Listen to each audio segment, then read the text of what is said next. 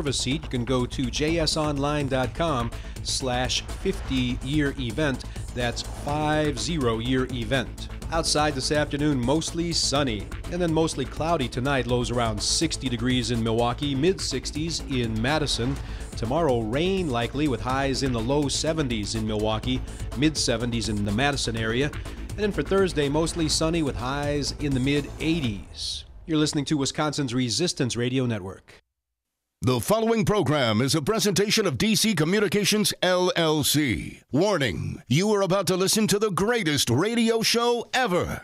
And due to contractual obligations and to shield our airwaves corporate licensees from any semblance of liability, responsibility, and gullibility, we must tell you the views represented on this show are not necessarily those of this station or its management. This radio show contains differing points of view on current political topics, and due to the nature of its contents, it should be heard by everyone. Thank you for listening. 3, 2, 1. Now live from the heart of liberal Wisconsin, where the political party is just beginning, welcome to the Devil's Advocate Show. Best friends proving it's never personal, only politics. Please allow me to introduce myself. Now here are your hosts, Dom and Crute. Welcome to the Devil's Advocates Radio Show. Dominic, happy Tuesday, buddy. The day after. A short week. Happy Tuesday to you, my friend. They're all short weeks for you, aren't they? Ah, nice. You know, I had to go there. Oh, they're all fat weeks, Crudy? I didn't think so.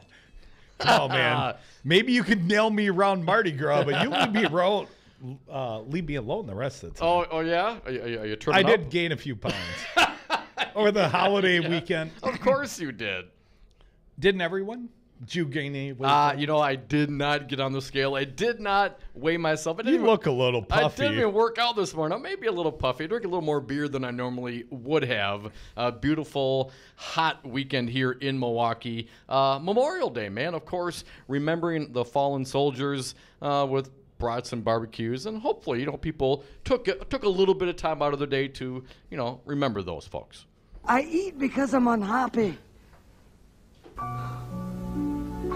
I'm unhappy because I eat. See, that's what we do in America. I had been doing pretty good. I was feeling pretty good. I had not gained any weight over the long weekend, and you and I haven't worked since Thursday. You for like weeks, but me since Thursday. Yeah. Hadn't worked at all, Dom, and today we're going to work. Today we got a really big show. Got a first-time guest breaking into Virgin. John Chisholm, the district attorney of Milwaukee County. Hide the weed. We did hide the weed, right? Yes, I think we're good. All right, I hope so. I'm checking myself right now. Might have to go in the back during the first break. Anyways, John Chisholm coming right down here to Brady Street. Who would have thunk it, Dom? Yeah, it's about time. If we had, in the years... He's not serving warrants, is he? I hope not. No John Doe investigations here. In the years we've been doing this, Crudy, I don't think John's ever come on the show. I have met John Chisholm. I admire John Chisholm. John Chisholm could certainly dunk on you, but no, I don't think he's ever been on the big show. Well, today is the first. He'll come on what time? 3:30 today. What a big day for him. Nice. He's a very lucky guy. And we're looking forward to it as well. Yes, we are. Also, Dom, we got a friend from Charlottesville, Virginia. We played not just here in the great state of Wisconsin, but also on the east and left coasts. And Charlottesville, one of our fine affiliates, and we got a friend there, Jeff Lenert. He's going to tell us all about his alcoholic congressman. Apparently the man retiring to spend more time with this bartender. Oh, nice. Now, wasn't this the same guy that wasn't going to retire? Was absolutely running? Tom Garrett. And then now he's not running. Well, I heard he was making his staffers pick up the dog do in the yard. That's a crappy job. Literally. Anyways, Dom gained a little weight. But you know where I gained the weight at? Movies. What? Yesterday I was doing good all weekend long. Was you like a big tub of popcorn? What was it? It was like pretzel bites with the cheese. Oh, you're not a popcorn guy? You go to the theaters and don't eat popcorn? My youngest. I knew he and I were going to share. We went to Solo last night. Solo. But I think it's probably the 14 liters of soda.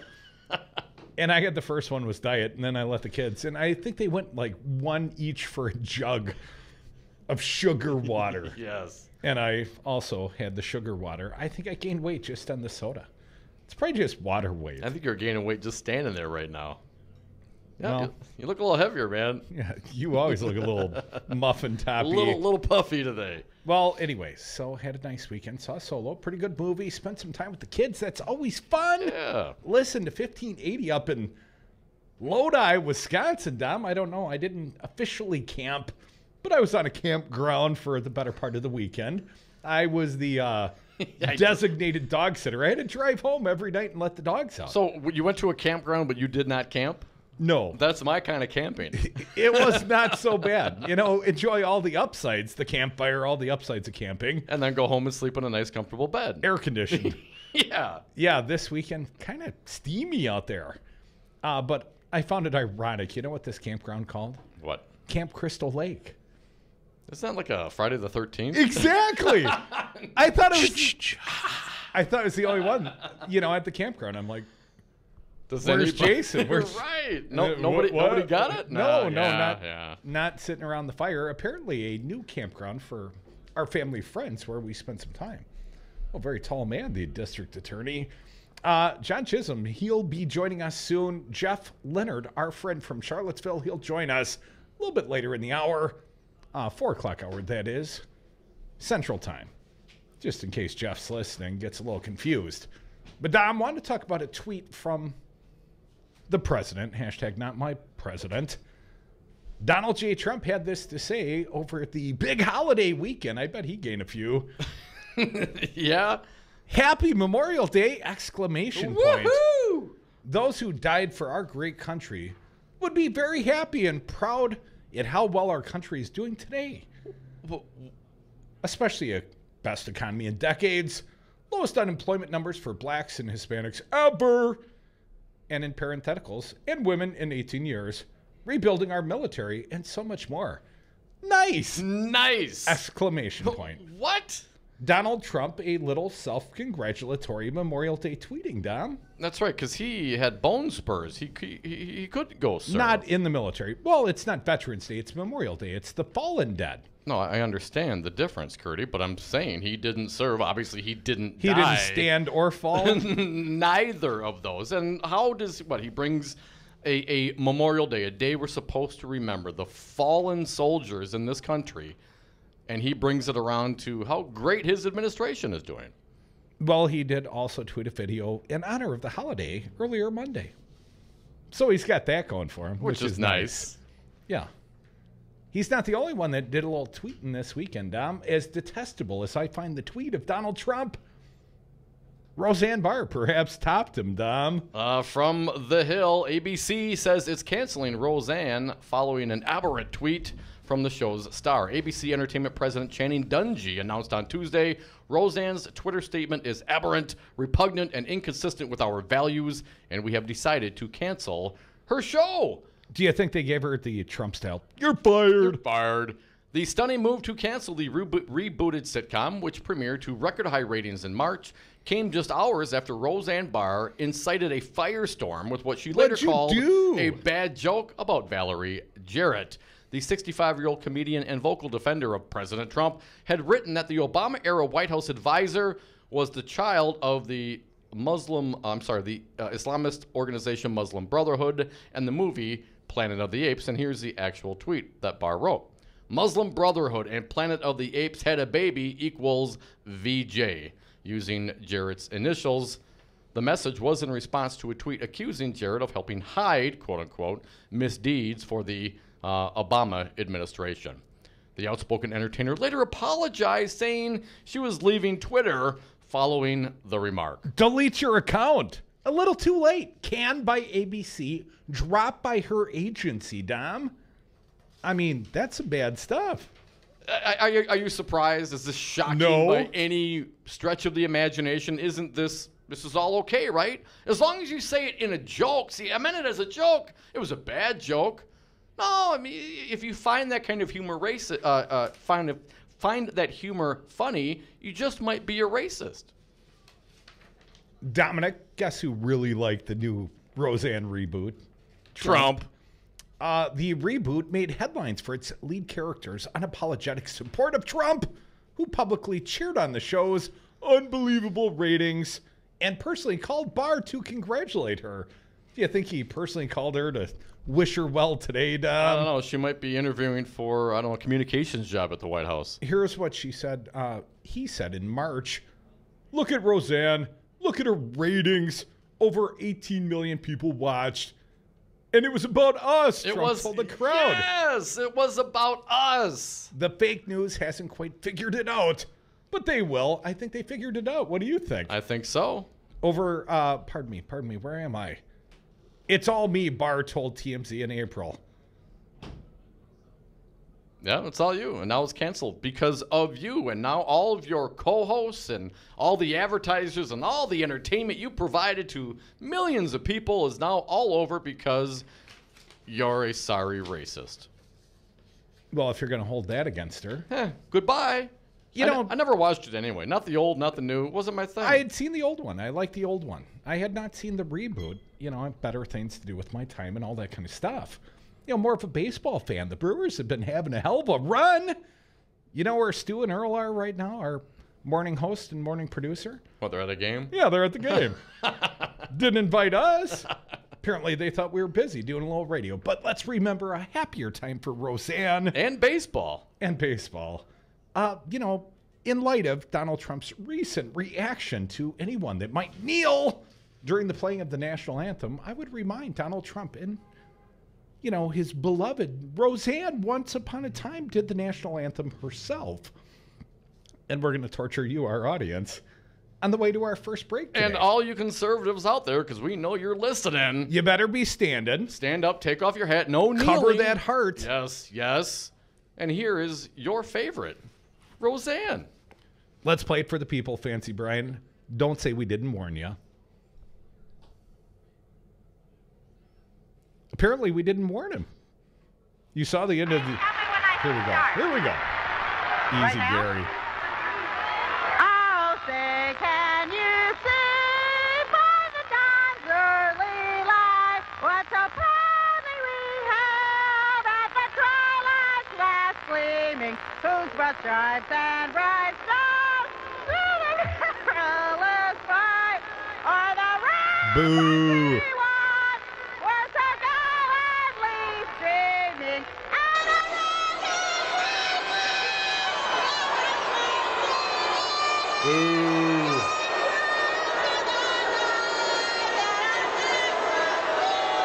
You are listening to the Devil's Advocates radio show. We are honoring all the veterans with Roseanne Barr's rendition of the national anthem, Such As It Was. We'll go to break. We'll come back, and pretty soon we'll have John Chisholm, the Milwaukee County District Attorney. You'll be so proud of him.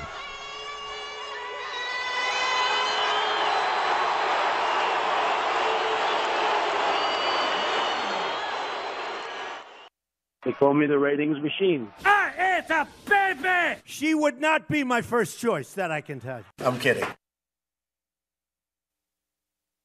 In this hot real estate market, don't pay 5 or 6% commission. With Homeowners Concept Realtors, you pay no more than 3.9% for full service. Homeowners Concept Realtors sell many more homes per year than the average agent. That's experience you can count on. If you're thinking of selling, call 414-258-7778 for an agent that specializes in your area for ideas on price, marketing, and staging your home. The more you know, you'll wisely choose Homeowners Concept 3.9% Realtors. HomeownersConcept.com. So, Jesse, why should someone buying a home pay for an agent when they can go online or call the number on a for sale sign? Great questions. First of all, never call the number on a sign to see a home. That's the seller's agent, and they don't represent your interests. If they show you a home outside of an open house, you forfeit your ability to have someone negotiate in your corner at no cost to you. Well, with interest rates still at historic lows, how can buyers still get a great deal and protect their rights?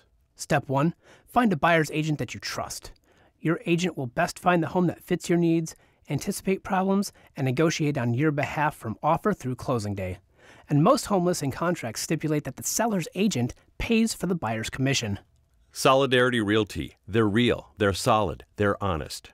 Whether buying or selling in Madison or Dane County, call Solidarity Realty, 608-284-9311, or find them at solidarityrealty.com. The Devil's Advocates. My Congresswoman Gwen Moore. I think that you guys are filling a very important space. I think African Americans consume radio at a very high rate, and they really rely on radio for information. And so, word of warning to all those candidates out there, don't ignore these inexpensive ways to advertise. Well, wait until we get our FM. They're going to get more expensive all the time. Radio for the 99%. Brad Zog, owner of Zero Res Madison. Brad, why should people use Zero Res Madison? Why wouldn't you clean your carpets like this? We've got a patented system. We also do another step that most people don't do. We have a double rotating brush machine that we use when we pre-treat the carpet. So this helps dig up any of that stuff that's deeper in your carpet that the vacuum doesn't get. We're going to provide that intermediary step before we clean with our empowered water. Call Zero Res today, 608-848-9000. Zero Res. Spell it forward or backward. It's the right way to clean. Do you own a rental property, or would you like to partner with a rental investment team? Call the pros you can trust at CCL Management. Rental expertise second to none, a general contractor on staff to direct repairs and improvements, and real estate brokerage services tailored to the small investor. If you're ready to invest in rental property or just need professionals to manage your real estate portfolio, call us, CCL Management, at 608-833-0009 or visit us on the web at cclmanagement.com. Hi, I'm Becky with Bounce Milwaukee, a progressive, local, family-owned entertainment center. We just want to remind you what it's like to be a kid again. Come on in for all ages fun. Bounce in our giant inflatables, race up the rock wall, dominate your friends in laser tag, or just relax in our bar or our massage chairs. Open 6 days a week with extended adult-only weekend hours. Find us at bouncemilwaukee.com. Have a drink at Regano's Roman Coin. This neighborhood corner tavern is as classic as the street it occupies. Family owned and operated since 1966, Regano's Roman Coin is located in a former Pabst Tide House on historic Brady Street, serving an array of craft beers with a focus on Wisconsin breweries. Also, weekly drink specials, trivia on Wednesdays, seasonal sporting events, parties hosted for all occasions, and pet friendly. Open 11 a.m. Tuesday through Friday, 10 a.m. Saturday and Sunday, closed on Monday. Regano's Roman Coin, Milwaukee's pet friendly, cash only order and classic corner tavern. The Devil's Advocates, because freedom. And we are back. Thank you for listening to the Devil's Advocates radio show on Wisconsin's Resistance Radio Network. Also streaming this program on our YouTube and Facebook pages. You can hit us up on the Twitter feed at Devil Radio, and the party line for text or talk, 844-967-2789. Dominic, it's been a few days since I had to talk publicly. I'll do better. Buddy, want to get into this conversation? Our own Earl Ingram Jr. participating in a big event tomorrow night. But let's start with the James Causey piece.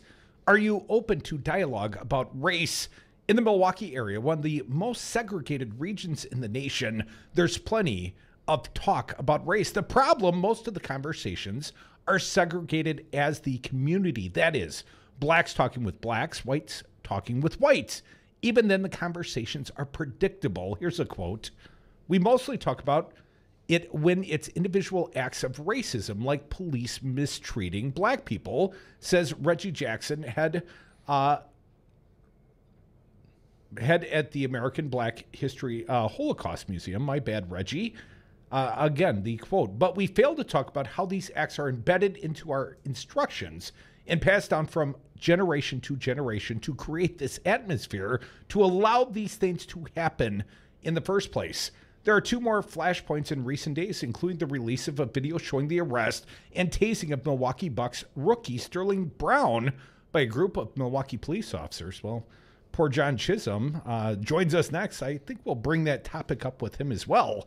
The video showed the first officer to interact with Brown was confrontational from the moment he walked up to Brown's car, which was parked across two spaces in a Walgreens parking lot on the south side. An officer and two supervisors were suspended for their actions.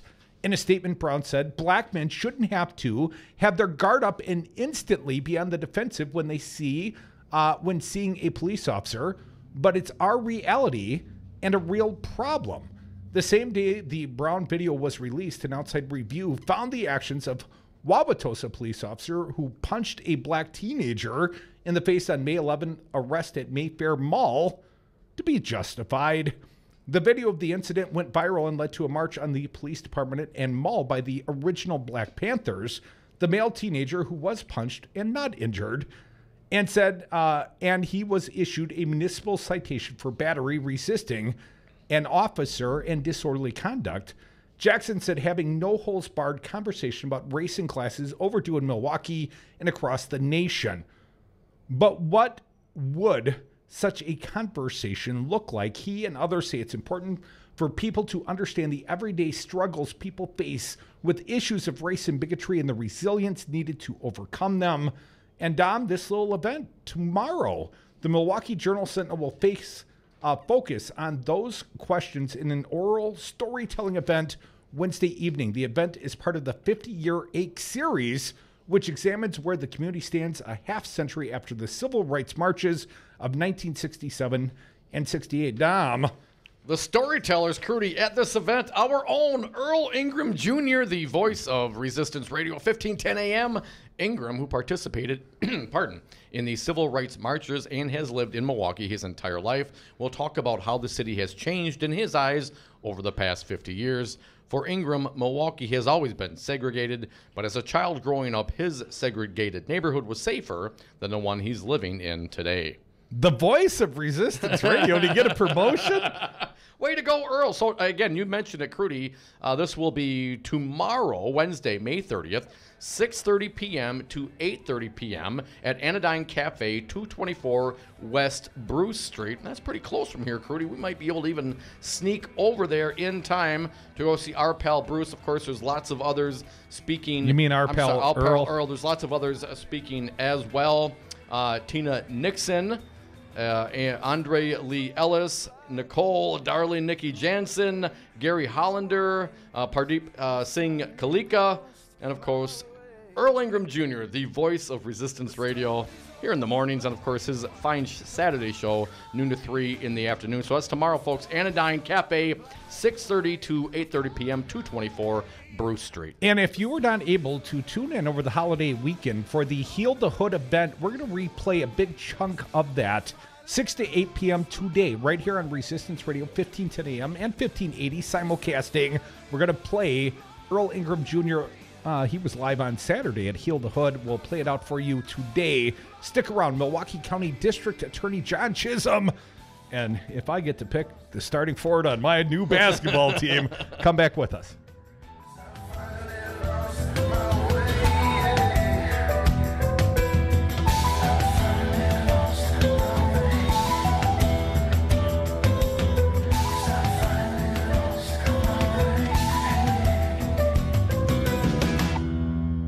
I have seen shit that'll turn you white. I'm Jesse Picaholes with Solidarity Realty. If you're looking for a home in Madison or Dane County, call me. I know Madison. I know homes. I'll protect your best interests. Call Solidarity Realty at 608-284-9311 or search solidarityrealty.com. Man, do I love card night. You ready, boys? You got a king? Go fish, Dad. Oh, come on.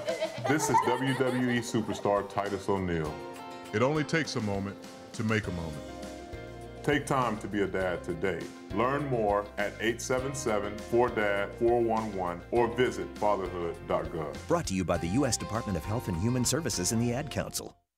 Looking for a job worth talking about?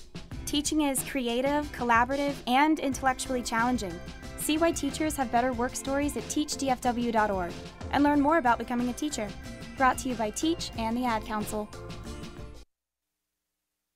You are listening to 1510 a.m. WRRD Waukesha, Milwaukee, and 1580 a.m. WTTN Columbus, Wisconsin's Resistance Radio Network.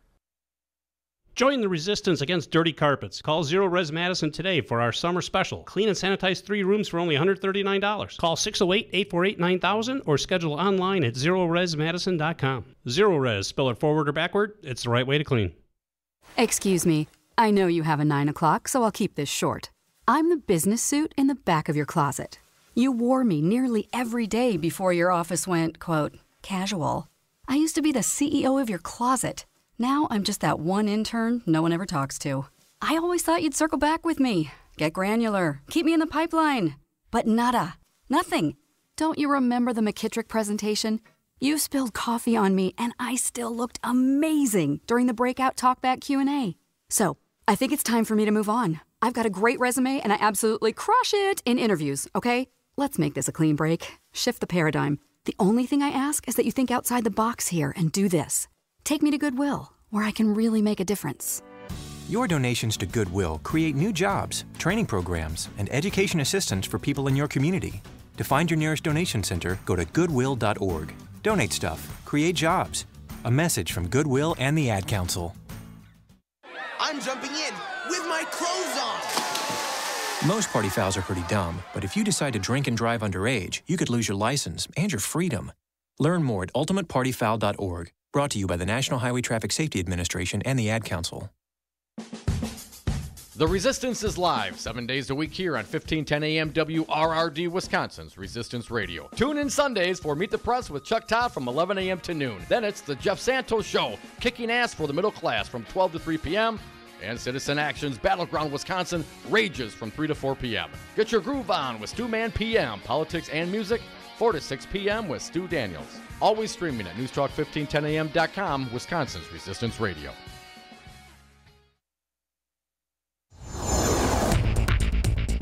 For Wisconsin's Resistance Radio Network, I'm Stu Daniels with your headlines. The city of Milwaukee is considering a measure to remove questions about salary history from city job applications in an effort to decrease the gender wage gap.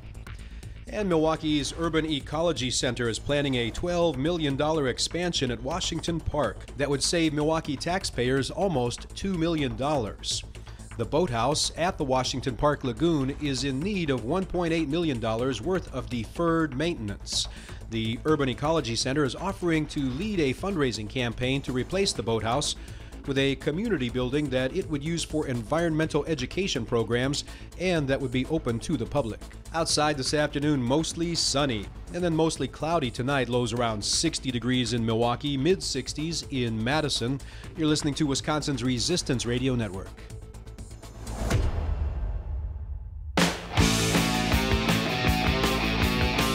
Charged, never convicted. Dom and Kreutz are the devil's advocates. Welcome back to the Devil's Advocates Radio Show. Getting into a Tuesday after a long holiday weekend. Dom, this will make it easier. We've got a fine guest. He's joined us live in studio. It's John Chisholm. He's the Milwaukee County District Attorney. Our first time having and hosting John. I think it's the first time on our show. We'll go easy on you being a virgin and all that, John. I don't promise that. Thank you, John. Welcome, John. No, it's a pleasure to be here. Let me turn you up just a little bit so everyone can hear your voice, John. I'm going to start where everyone's going to think I'm going to start. Got to ask you about the Sterling Brown right from the get-go. A decision was made not to charge any of the police officers involved. And this is obviously a tough decision. Anytime you've got officer-involved interactions with the community and it doesn't go well for someone's perspective. John, obviously a lot of people outraged at what they've seen on the video. Yes. But no criminality, at least not to the point of charging. How are those decisions arrived upon? Is it you and a team? How did you come to that decision, sir? So it's a great question. That's actually a case that was actually never brought to the DA's office for criminal review at all. That's a case that was handled purely administratively. So the vast majority of the cases come in if there's an allegation of police misconduct. Those are always brought into my chief deputy district attorney, and those are reviewed from internal affairs. There was a decision made by MPD on the Sterling Brown case that they were going to handle that one purely internally, administratively. Who makes the allegation? Does it have to be someone within the police department itself, or can a citizen who Absolutely. It can be done done by a citizen, but generally, as soon as it comes to the attention of the police department and they make a determination that this is an incident that has to be reviewed for potential criminality, they then bring it over to our office, and then we review that case, and then we make a determination.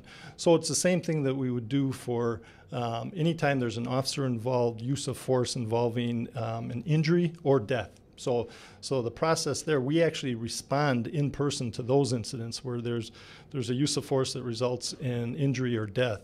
And so our investigators will show up there along with, nowadays it's the Milwaukee County shoot team, so it's a collection of independent investigators from various agencies.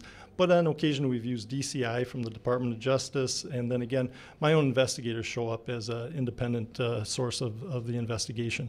For a point of clarity, John, Sterling Brown, first, he was arrested. So was your office approached regarding potential charges against the Bucks player Sterling Brown? Another great question, Mike, and the answer is no. In other words, again, the decision was made by MPD not even to review that case. In other words, bring that case, which is unusual. I mean, in most cases, if there is some kind of encounter with the police that involves any amount of resistance, that's generally brought over. Have you heard the decision was made not to do that, so we never looked at anything related. Quite frankly, I saw the incident at the same time you did. Suspicion of resisting arrest, is that a thing? Well, it is not. It has to, okay, almost by definition, right? Yeah, so under Wisconsin law, there's really two types that fit under the same statute, and it's called obstructing or resisting an officer. Obstructing is generally lying, giving false information. Resisting requires actual resistance to a lawful command. Okay, John, let's make it a little tougher on you. I realize there are some parts that you may not be able to answer, but Trammell, gentleman in Milwaukee, my understanding, if I recall the circumstances properly, a health and welfare check. The man had apparently been outside his apartment naked. When police arrived on scene, he was back in his apartment in his shower. They approached him. If I understood the reporting, they called him by an incorrect name. They grabbed him or tried to get him out of his shower, and subsequently the man was tasered a number of times, 18 if I recall. And John, he ended up dead. Did the police department, were you approached, John? I mean, obviously there had to be some review of what happened. First and foremost, have you seen the tapes of that incident? Oh, no question about it. So that is the type of case that is brought into us right away. And that was investigated, in this case, by the Greenfield Police Department as part of the protocol of responding to an incident where the police encountered a person, any amount of force was used, and it resulted in death. Now, I have to make one thing clear on that, and that is that we always rely on the medical examiner's final determination of both cause and manner of death. And in this case, the cause of death was determined to be excited delirium, right? And the manner of death was undetermined or unknown. So right from the get-go, it creates a difficulty to link the police officer's actions with the actual death. What I'd also want to point out is, yeah, I've read a lot of the reporting on it, but what I'd really encourage people to do is I did a detailed report. In other words, we spent months going through this. We met with Mark Thompson and Robin Schello. We met with the family. We always meet with the family in a circumstance like this. We follow up on anything that they want us to follow up on, and we did it in this case because that's how important it really is. At the end of the day, a couple things to make clear. The police officers, most people don't know this, but one of their core responsibilities is, in fact, to respond to people that are in any kind of health crisis, mental health, anything else. They cannot actually get medical attention until the police officers have them under control if they believe that they're in any way resistive or potentially violent. The fire department, the paramedics, they won't even come in. They will not lay their hands on the person until the situation is completely clear. So in this particular circumstance, when the West Milwaukee police officers showed up, by the way, that was their entire shift. It was three police officers. And when they responded, they were told by residents, this is about 5 in the morning, they were told by residents that Mr. Trammell had been threatening to hurt himself, was walking around naked. In other words, indicating that he was having some kind of a crisis that they had to intervene. They were told at the time that they couldn't get into his apartment from the manager for like a half hour or so. So then they made the determination that they had to force entry. You're right, they got the name wrong. They were calling him Brandon, it was Adam. They got that from one of the residents. So throughout the tape you hear him call him Brandon, but it's actually Adam. But that's the information they had, that he was threatening to hurt himself and that he was in a state where he was wandering around naked. And so in those circumstances, they are actually obligated to act. They have to do something at that point in time. Once they got in there, the best way to describe it, I don't know the area of this room. 10 by 11, sir. 10 by 11. Cut it in half. If you look at the circumstances, if you literally cut it in half, it was so small that only 2 officers could get in there. And when they encountered him, they observed him drinking hot water and not responding to him. And when they tried to reach out to him, that's when he started pushing them away, throwing water on him. And then you're right, that's when they made the determination to use an electronic control device.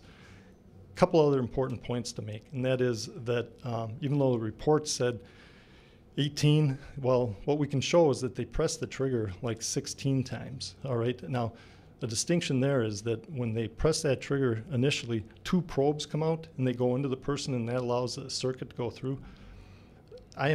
There's no way we can show how oftentimes they actually had a good connection there and that he actually received a shock.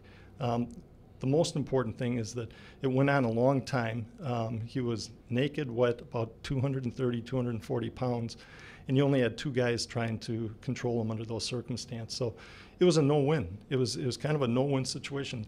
They can't get medical help for him until they have him under control, but they can't get him out of that circumstance either without getting more help. So eventually more officers came. They were able to physically take him out.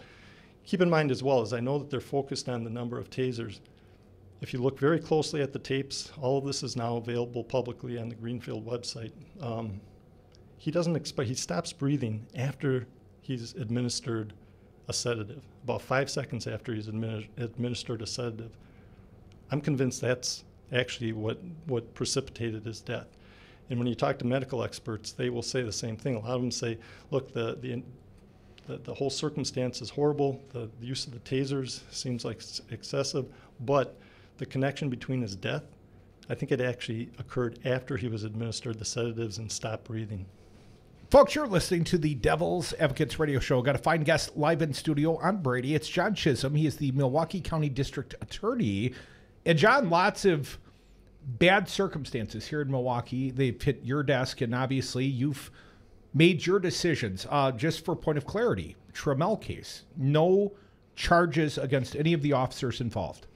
In that case, there was no way that I would be able to prove beyond a reasonable doubt that they committed an intentional crime or that their actions rose to the level of negligence. In other words, were so grossly out of line with what they were trained to look for.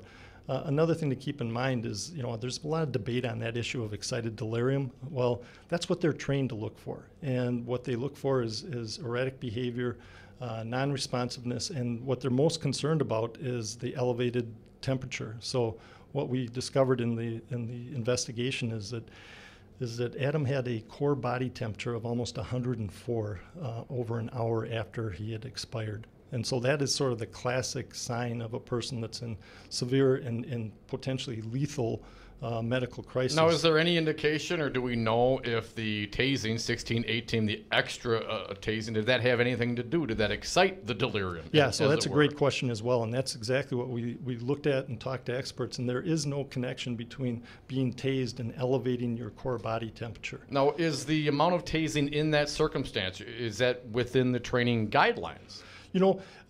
There's no set amount of times that you can use it. It's considered a less than lethal use of force.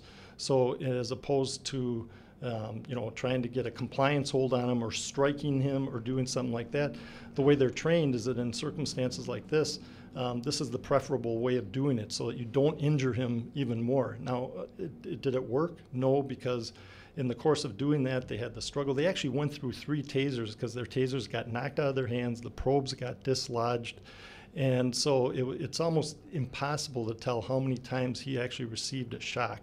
And so that's something that factors into it as well.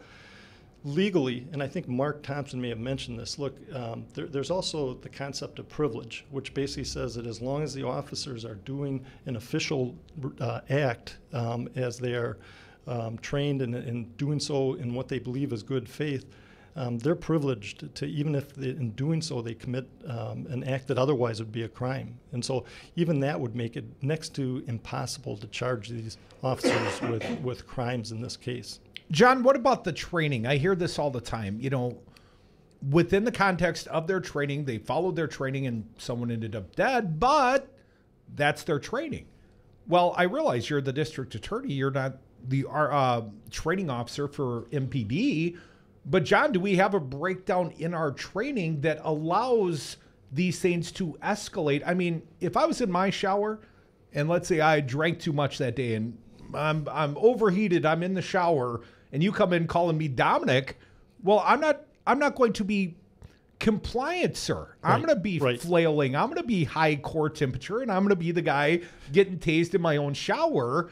Yeah. Or some might say, no, white privilege would probably keep me safe. I might not ever have that sort of circumstance. Someone would take me to the hospital. Someone wouldn't call the cops on me. But John, let's stick with the training thought for a moment, sir. Do we need to start considering changing the training? Because we've got bad outcomes in this city.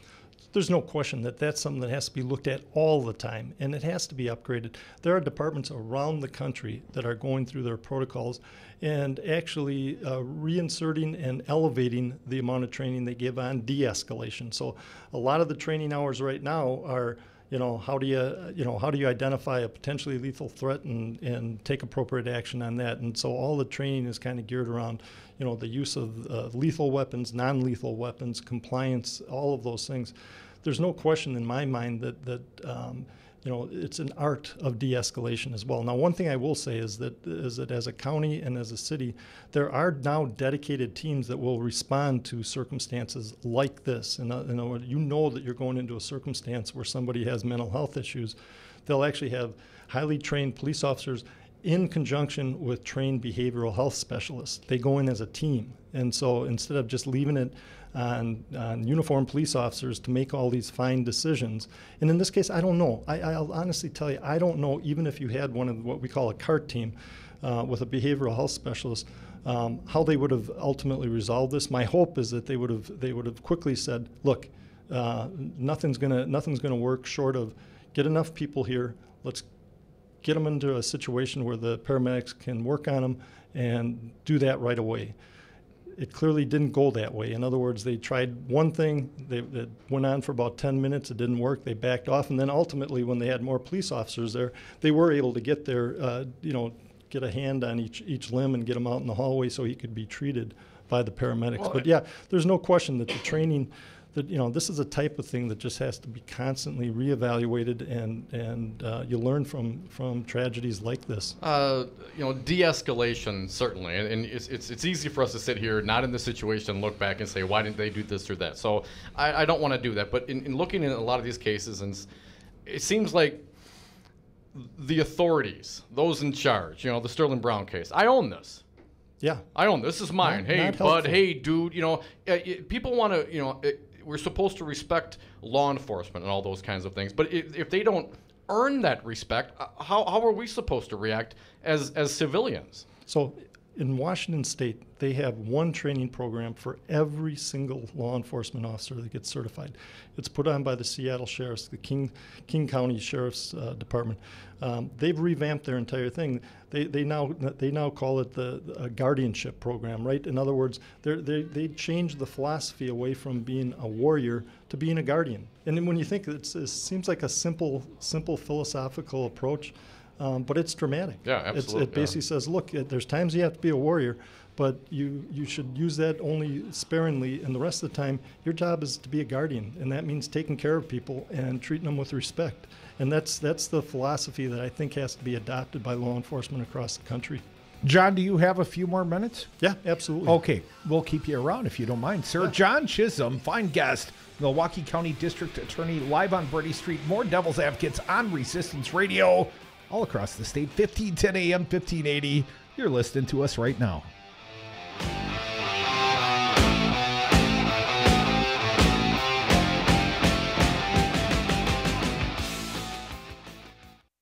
We have to bring back law and order.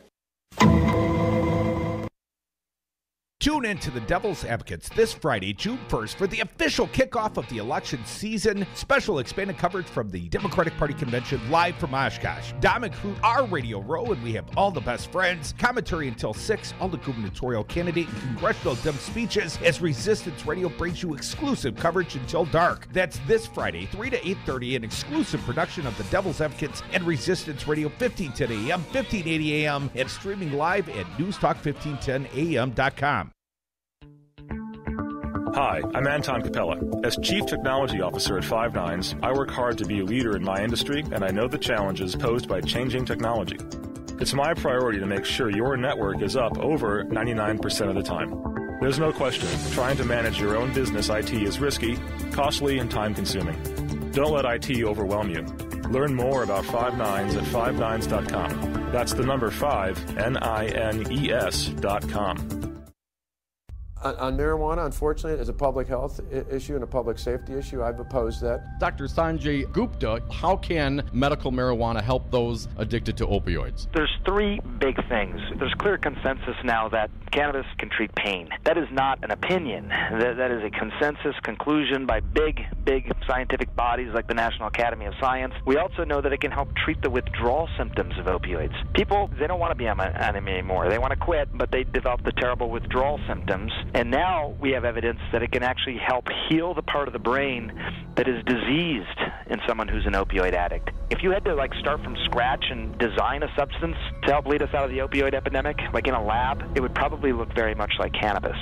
Call Governor Scott Walker at 608-266-1212. Tell him good people do smoke marijuana. This message was paid for by the People for People Corporation. Donate online at p4ppc.org, p4ppc.org.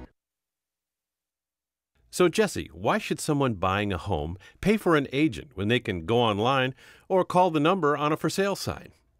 Great questions. First of all, never call the number on a sign to see a home. That's the seller's agent, and they don't represent your interests.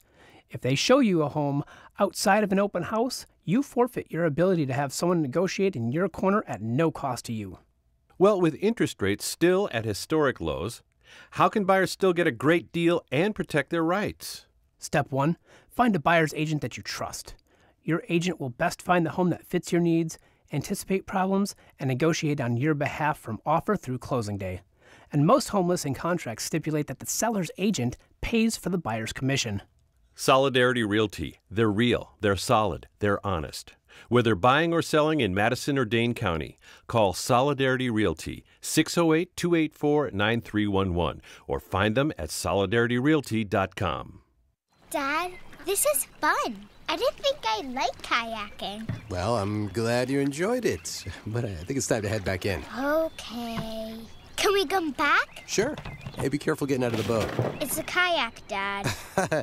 I'm gonna return the kayak. Can we walk home? How about a taxi? It's a short fare from your neighborhood to your naturehood.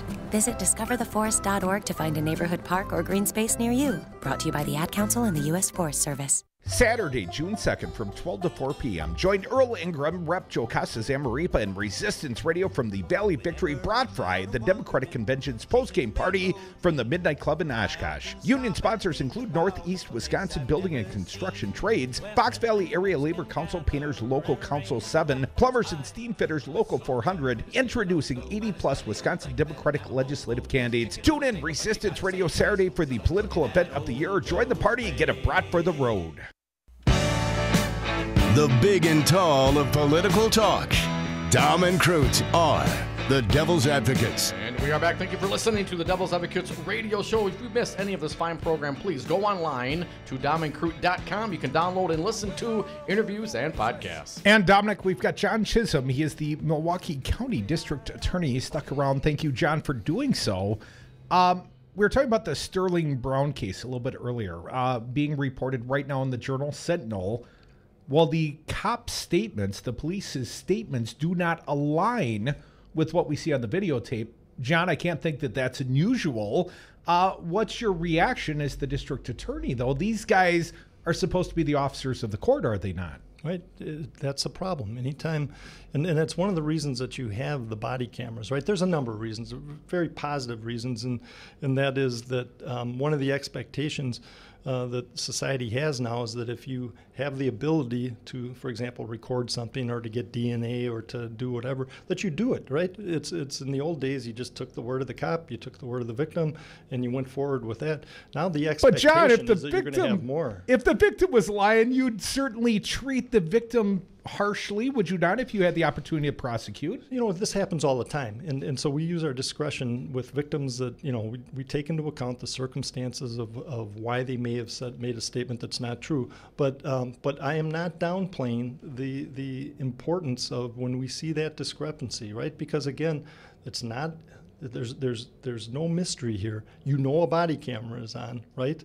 And then you're given an opportunity to reflect on what you did and you put that in a report. It should match up pretty closely. John, let me ask you, race seems to factor in so many of these different cases. The target/victim, black man, often. The police officers, not always white, but often they're Milwaukee police. John, how often do you think these interactions are perhaps playing out through participants that know very little about the other's race? Well, you know, this is, you know, this goes to the heart of the issue of police-community relationships, right? And that is, you know, there are implicit biases on a lot of sides, and a lot of them are based on historical reality, experiences from the past, and our obligation is to get past that. And events like this offer us a chance to do that. We can do it constructively, we can do it destructively. But the constructive discussion is just to acknowledge that race played a factor in this and start that community discussion going forward and make sure that we're doing everything we can to be responsive to the people we serve. At the end of the day, we got to keep people safe, but we have to keep them safe in a way that respects them as citizens and respects their constitutional rights. Well, John Chisholm, Milwaukee County District Attorney, thank you so much for joining us today as we go to break. Quick one, though, for you, John. Just wink if it's true. John Doe Walker, he was guilty of sin, right? Just wink, John. Just wink. Appreciate your time. John Chisholm, District Attorney, Milwaukee County. We are the Devil's Advocates. We'll be right back.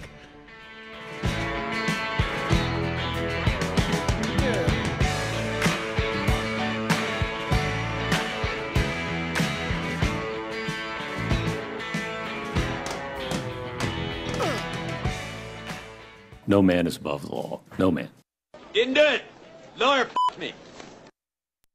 In this hot real estate market, don't pay 5 or 6% commission. With Homeowners Concept Realtors, you pay no more than 3.9% for full service. Homeowners Concept Realtors sell many more homes per year than the average agent. That's experience you can count on. If you're thinking of selling, call 414-258-7778 for an agent that specializes in your area for ideas on price, marketing, and staging your home. The more you know, you'll wisely choose Homeowners Concept 3.9% Realtors. HomeownersConcept.com. Do you own a rental property, or would you like to partner with a rental investment team? Call the pros you can trust at CCL Management. Rental expertise second to none, a general contractor on staff to direct repairs and improvements, and real estate brokerage services tailored to the small investor.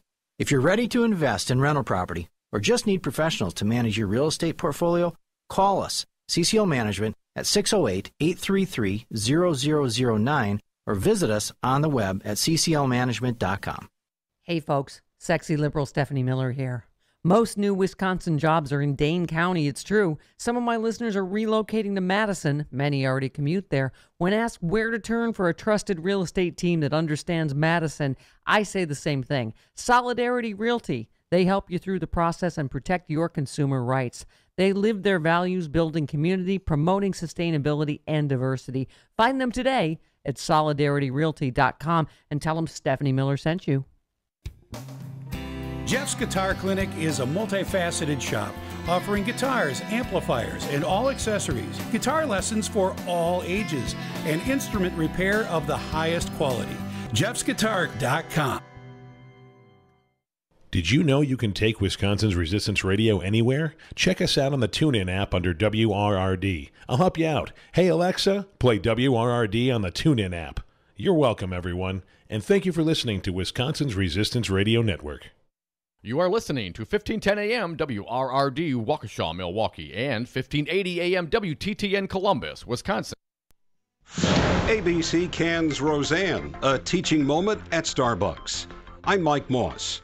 Roseanne Barr has been fired and her sitcom canceled by ABC after she posted a racist tweet targeting Valerie Jarrett, who worked for Barack Obama.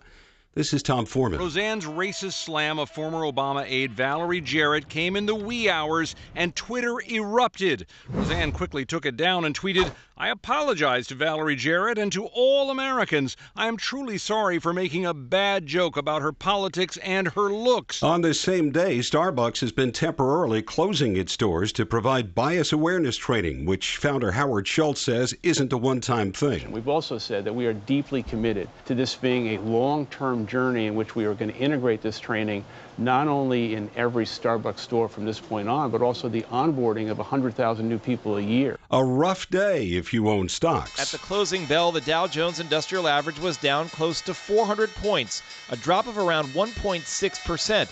Two things shook confidence on Wall Street today: political turmoil in Italy and a renewed concern about trade between the U.S. and China. Italy's upcoming election could throw the European Union into turmoil if Italy leaves the euro. The White House also announced today that it would impose 25% tariffs on $50 billion worth of goods from China and place new limits on Chinese investment in the United States. Steve Kastenbaum, New York. Apparent progress toward a nuclear summit with North Korea. Caitlin Collins says Kim Jong-un is sending a key aid to the U.S. That North Korean official that has been dispatched to the United States is going to be meeting with the Secretary of State Mike Pompeo in New York later this week. At the same time, the U.S. has issued a cyber alert for attacks that it blames on North Korea going back as far as 2009, the warning from Homeland Security and the FBI. I'm Mike Moss. Brad Zog, owner of Zero Res Madison, resisting dirty carpets and harsh chemicals. Brad, why should people use Zero Res Madison? Why wouldn't you clean your carpets like this? We're not using any soaps. We're not using any chemicals. We cost about the same as the other guys. You look at it and you go, where's the downside? You got a completely green clean. It's awesome. We guarantee it. There's no downside. There's no downside. Use Zero Res. Call Zero Res today. 608-848-9000. Zero Res. Spell it forward or backward. It's the right way to clean. Hello, friends. Tom Alonzi here from Teamsters Local 200. Here's a fact. United States Labor Department statistics show union workers receive, on average, 30% more in pay and benefits than non-union workers doing the same job. If you're a worker interested in receiving better wages and benefits and respect at your workplace, give Teamsters Local 200 a call at 414-771-6363 and ask to speak to a Teamsters Local 200 organizer today. Opens with a win at the French Open. Serena Williams was the unquestioned #1 player in the world prior to having her first child last September, but hasn't been in a Grand Slam event since winning the Australian Open at the beginning of last year. After going a year and a half between Grand Slam events, Williams has won her first-round match at the French Open, beating Kristina Pliskova in straight sets. Williams did return to the court earlier this year, but entered the French on a 2-match losing streak and had no clay matches under her belt so far this season. And as a result of being out of tennis for so long, she entered the French Open this year ranked 451st in the world. I'm John Stolnis. Maybe you shouldn't buy some of those vitamins after all. Researchers looked at 5 years of data on vitamin use, concluding that taking vitamin supplements for vitamin C, calcium, and vitamin D had no real impact when it came to dying from heart disease or stroke. There was benefit found in taking folic acid and B vitamins. I'm Mike Moss. I'm Jesse Picaholes with Solidarity Realty. If you're looking for a home in Madison or Dane County, call me. I know Madison. I know homes. I'll protect your best interests. Call Solidarity Realty at 608-284-9311 or search solidarityrealty.com. Indoor baseball, anyone? Most party fouls are pretty dumb, but if you decide to drink and drive underage, you could lose your license and your freedom. Learn more at ultimatepartyfoul.org. Brought to you by the National Highway Traffic Safety Administration and the Ad Council. Josh Call, the candidate for Wisconsin Attorney General. Do you think voter ID had a massive effect, not on 100 voters, but on thousands of voters, and perhaps tip the election to Donald Trump? This is an issue that came up at our trial. And first of all, I should thank you guys because we actually introduced into evidence the recording of you interviewing Dale Schultz, who was talking about the passage of the voter ID law. That was one of our pieces of evidence. I would have gotten away with it, too, if it wasn't for those meddling devil's advocates. For Wisconsin's Resistance Radio Network, I'm Stu Daniels with your headlines. Former Madison Alder Satya Rhodes Conway has announced she will run for mayor of Madison in 2019. And a new memorial for canine veterans of the Vietnam War is now on display at High Ground Veterans Memorial Park in Neillsville, Wisconsin, about 50 miles southeast of Eau Claire. About 5,000 canine soldiers served during the war in the 1960s and 70s. None of the dogs were brought back to the United States. Many were euthanized. Some were given to the Vietnamese army, and some were left to fend for themselves. In 1992, President Clinton signed legislation that ensures all military dogs are treated like true veterans and brought home after working in a war zone. You're listening to Wisconsin's Resistance Radio Network. The following program is a presentation of DC Communications, LLC. Warning, you are about to listen to the greatest radio show ever. And due to contractual obligations and to shield our airwaves' corporate licensees from any semblance of liability, responsibility, and gullibility, we must tell you the views represented on this show are not necessarily those of this station or its management. This radio show contains differing points of view on current political topics, and due to the nature of its contents, it should be heard by everyone. Thank you for listening. 3, 2, 1. Now live from the heart of liberal Wisconsin, where the political party is just beginning, welcome to the Devil's Advocate Show. Best friends proving it's never personal, only politics. Please allow me to introduce myself. Now here are your hosts, Dom and Crute. Welcome back. Hour 2 of the Devil's Advocates Radio Show. Dominic, want to thank our most recent guest, a fine one indeed, John Chisholm, Milwaukee County District Attorney.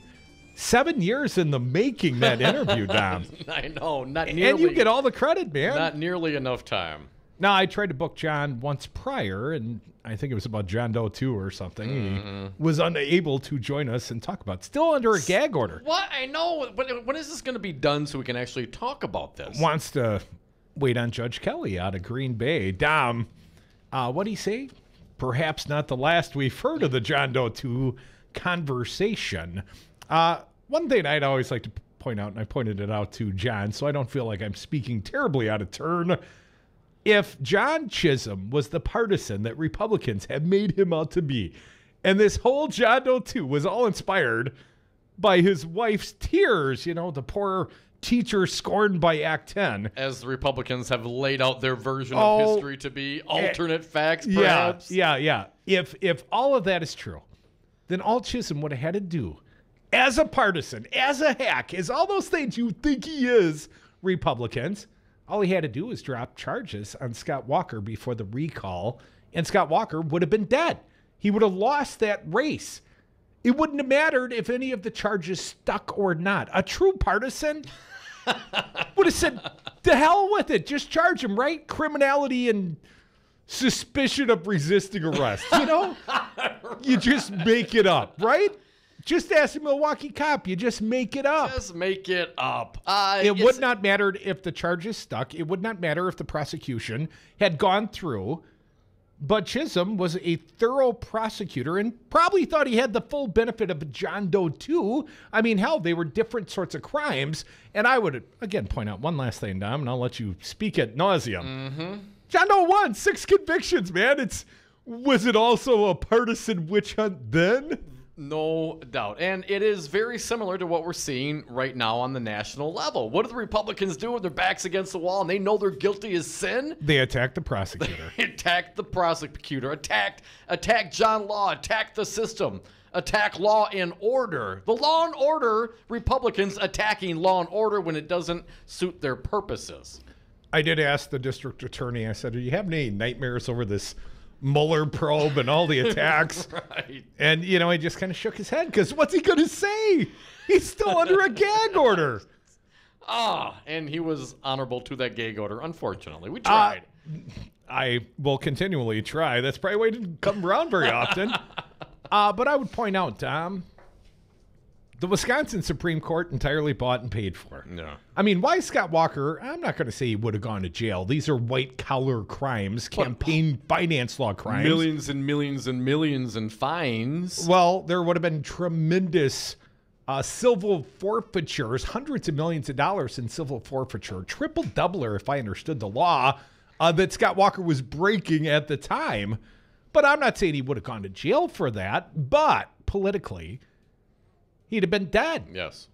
He'd have been dead if he had been convicted of the crime. All the guys like you that said, well, I voted for Barrett, but now I'm going to vote for Scott Walker because there was no crime. There was a crime. Bad governance is not a crime in and of itself. Act 10's not enough reason and rationale to throw this guy out on his ass. But of course, I always suspected the underlying criminality, but the Wisconsin Supreme Court gave Scott Walker, and, in some small part, perhaps themselves, a get-out-of-jail-free card, codified the state law he was breaking. It's subsequently in super-duper special session been changed. Scott Walker signed the law that changed the law that legalized the laws that Scott Walker was breaking. Yeah. That guy, Scott Walker. That guy. Law and order, man. That's how it is. If you're breaking the law, you can just change the law. No longer breaking the law. When the Republican prosecutor, Francis Schmitz, went to the court and said, what about the bright legal line that Scott Walker did cross? Even if you change this one, even if you say it's okay to coordinate with third-party groups, First Amendment, or whatever the ridiculous... For issue advocacy. There was still a bright legal line that Scott Walker crossed, and that was coordination with express advocacy groups, those which say vote for, vote against. Like, let's say, an arm of the Republican Governors Association that registered as an express advocate in the state of Wisconsin. Scott Walker coordinated with them anyways. Francis Schmidt said, hey, what about the bright legal line? And they say, burn the evidence. Fire the prosecutor and burn the evidence. Yes, justice. Now, I'm not clear. I'm not a big fan of this Gorsuch character. I'm not a big fan of how Republicans stole a Supreme Court seat. It was a 5-4 conservative court, and it's still a 5-4 conservative court. It should have turned to the liberal side or the moderate side, but still a conservative court. But ultimately, you cannot buy and sell members of the U.S. Supreme Court as readily as Wisconsin Club for Growth and the Realtors Association bought themselves Gableman, Prosser, Ziegler, and Rogensack. So perhaps differing outcomes coming. And quite frankly, Judge Kelly could open up all the evidence for review, and that's not anything I would think a re-elective cycle Scott Walker would want to revisit, because he was the target of John Doe too. But he said he wasn't, but he was, of course. Now, what about this express advocacy? I mean, didn't one of the Supreme Shirley Abrahamson in her dissent brought it up, and it was just what? Poo-poo? They just didn't even acknowledge it? They just ignored the criminality of the governor. They just pretended like there was no evidence, even though it was presented. Nothing to see here. Move on. And people wonder why I rant on the radio on a daily basis.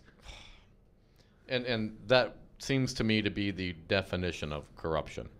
I mean, I don't know how else you would define corruption if you didn't look at the circumstances of how John Doe 1 and John Doe 2 started and all the things that happened after that. If that is not corruption, I don't know what is. One thing, I don't know legally, I don't know for sure, but I feel pretty confident about. What's that? I don't think District Attorney Chisholm gave a damn about Leah Vukmer's daughter's private emails. What was that? She's running an electoral campaign on, I was wrong. They gathered my information. That's what investigators do. I don't know if you know that, Nurse Ratchet, but that's what they do. When you've been accused of criminality and there is probable cause and multiple judges have signed off, and you're either hanging out with some criminals or you're one of the criminals. But if you've been caught up in a probable cause warrant and some of your emails get gathered I don't think John Chisholm gave a damn about the health of your teenage daughter. Well, if nothing else, she's a witness. And she'll build that wall. I keep seeing the Vukmer ads. Build that wall? Build that wall. She will build that wall in the Senate, and she points with her thumbs. Oh, Leah.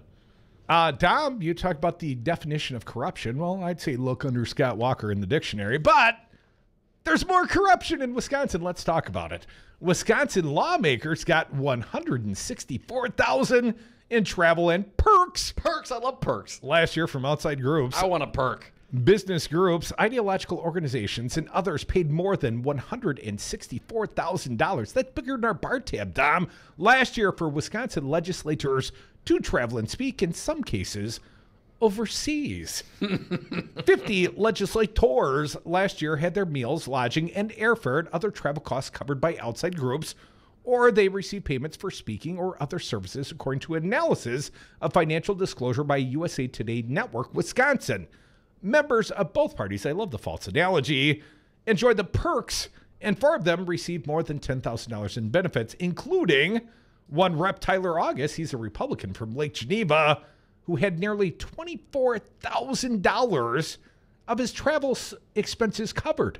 That's just as expenses. Doesn't even need to be travel. It could be some of those others, probably meals. But let me just say this, Crudy. What do they get? Like a $50,000 is what they get paid? $51,000. So he got almost half of his salary in perks and meals paid for. Well, yeah, but the $51,000, the baseline, that doesn't factor in the per diem. That's where the real money's made in legislating, Dom. That and traveling on third-party groups' dimes. Now, as they receive the benefit of that, do they have to claim that as in taxes? Income? As income taxes? Well, no, Dom. They're going to get educated. Oh, okay. Expanding their horizons and all that kind of rigmarole. And waistlines. Yeah. Tyler August, he's had an expanded waistline. Jay Hack, director of government watchdog group Kamikaze in Wisconsin, had this to say. Special interests are paying for it, and everybody thinks this has an influence on what legislators are thinking and doing because you're getting a free trip. Of course you're going to be affected when you get a free trip. That's just human nature. August took trips, Tyler August, that is, Republican, took trips to China, Australia, and around the United States. China and Australia, those are pretty exquisite trips, Tom. That's not a run down to Iowa for the weekend. And around the United States, some were covered by ideological groups, but much of it was funded by bipartisan organizations. And here's a quote from August, who presides over the assembly as Speaker pro temp. If I saw a problem with it, I wouldn't do it. The good news is I don't see a problem with any of it. Well, wasn't that Prosser's excuse for not recusing in the John Doe too? Well, it was a year ago. If it was like a year ago, then maybe I would. If it was more than a year ago, then no, it wouldn't have. Yeah, I mean, when you get to choose whether or not it's a problem for you ethically. It's never a problem. Well, if you don't have the ethics, no, it's never a problem. It's a way for us to grow as legislators and network with people from other states. It's not taxpayer-funded travel. If it was, I certainly wouldn't be doing it. What about the trip down to Ohio on the state plane? That trip. You mean to tell me Tyler August wasn't part of that trip? I mean, I don't mean to cast false aspersions at the Speaker pro temp, but if Voss was on the plane and he took other state lawmakers, I think he took his buddy Tyler with, didn't he? Speaking of, travel for lawmakers has drawn attention after former Ohio House Speaker Cliff Rosenberger resigned last month amid an FBI investigation into his travel. Wisconsin Assembly Speaker Robin Voss joined Rosenberger on some of those trips. Voss has said he has not been contacted by the FBI and is confident he has followed all ethics laws. I'm not clear that we have ethics laws in Wisconsin anymore because let's not forget Voss and his cronies threw a super-duper special session to eradicate Wisconsin of any ethics. Well, and if there were any ethic laws left, wouldn't they just have to do a special session, get rid of them, and therefore they're not breaking any laws? Just trample them. Wisconsin law allows legislators to receive free travel if it's for official business and or educational purposes. Legislators from both parties have long taken advantage of that opportunity. Most of the money spent for Wisconsin lawmakers last year benefited 20 of the state's 130 sitting legislators, including travel, including several in leadership roles. 3 assembly leaders, let's call them August Voss and Jim Steineke, each reported more than $9,000 in payments, or 20% of their yearly income. After August and Voss, 2 Democrats received the most benefit, Chris Larson of Milwaukee and Mart Spreitzer of Beloit. Larson disclosed nearly $12,000 in travel stemming from 3 conferences and 2 meetings for cultural exchange. A trip to Switzerland funded by the American Swiss Foundation cost nearly $6,000, and a visit to Croatia and Hungary, bankrolled by the American Council of Young Political Leaders, cost more than $3,000. Chris Larson, I'd like to stow in your suitcase, but ultimately, is this corruption, Dom, or just business as usual? It's corruption. And you can call it what you want. Educational trips isn't everything. Come back with us. Devil's Advocates will educate you when we come back on the other side. You can always call us, 844-967-2789. Call or text. It works. Text may cost you money. The other one's toll free, because we kind of half love you.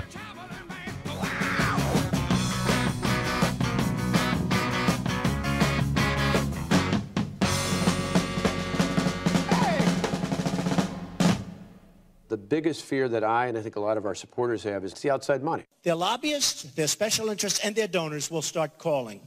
Business ethics. I don't have a lot of expertise. Have a drink at Regano's Roman Coin. This neighborhood corner tavern is as classic as the street it occupies. Family owned and operated since 1966, Regano's Roman Coin is located in a former Pabst Tide House on historic Brady Street, serving an array of craft beers with a focus on Wisconsin breweries. Also, weekly drink specials, trivia on Wednesdays, seasonal sporting events, parties hosted for all occasions, and pet friendly. Open 11 a.m. Tuesday through Friday, 10 a.m. Saturday and Sunday, closed on Monday. Regano's Roman Coin, Milwaukee's pet friendly, cash only order and classic corner tavern. Wisconsin's doing terribly. The roads are a disaster because they don't have any money to rebuild them. They're borrowing money like crazy.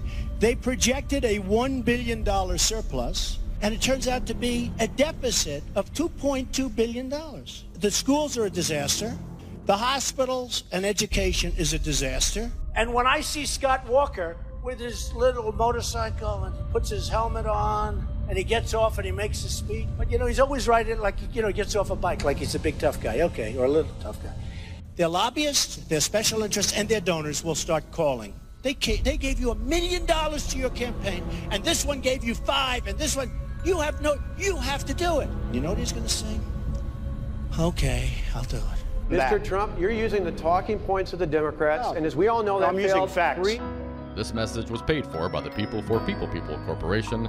Donate online at p4ppc.org, p4ppc.org. Hey everybody, I'm Daryl Ingram of News Talk 1510 WRRD, Wisconsin's Resistance Radio. And I am the Director of Advertising and Marketing. The pride of our independent stands runs deep in all that we do here at the station. The thing that I know for sure is that you can count on the quality and independent production of client advertising, mirroring the quality and independence of our fine programming here at News Talk 1510. To learn more, contact me at 414-335-0851 or via email at daryl@newstalk1510am.com. Hi, I'm Becky with Bounce Milwaukee, a progressive, local, family-owned entertainment center. We just want to remind you what it's like to be a kid again. Come on in for all ages fun. Bounce in our giant inflatables, race up the rock wall, dominate your friends in laser tag, or just relax in our bar or our massage chairs. Open 6 days a week with extended adult-only weekend hours. Find us at bouncemilwaukee.com.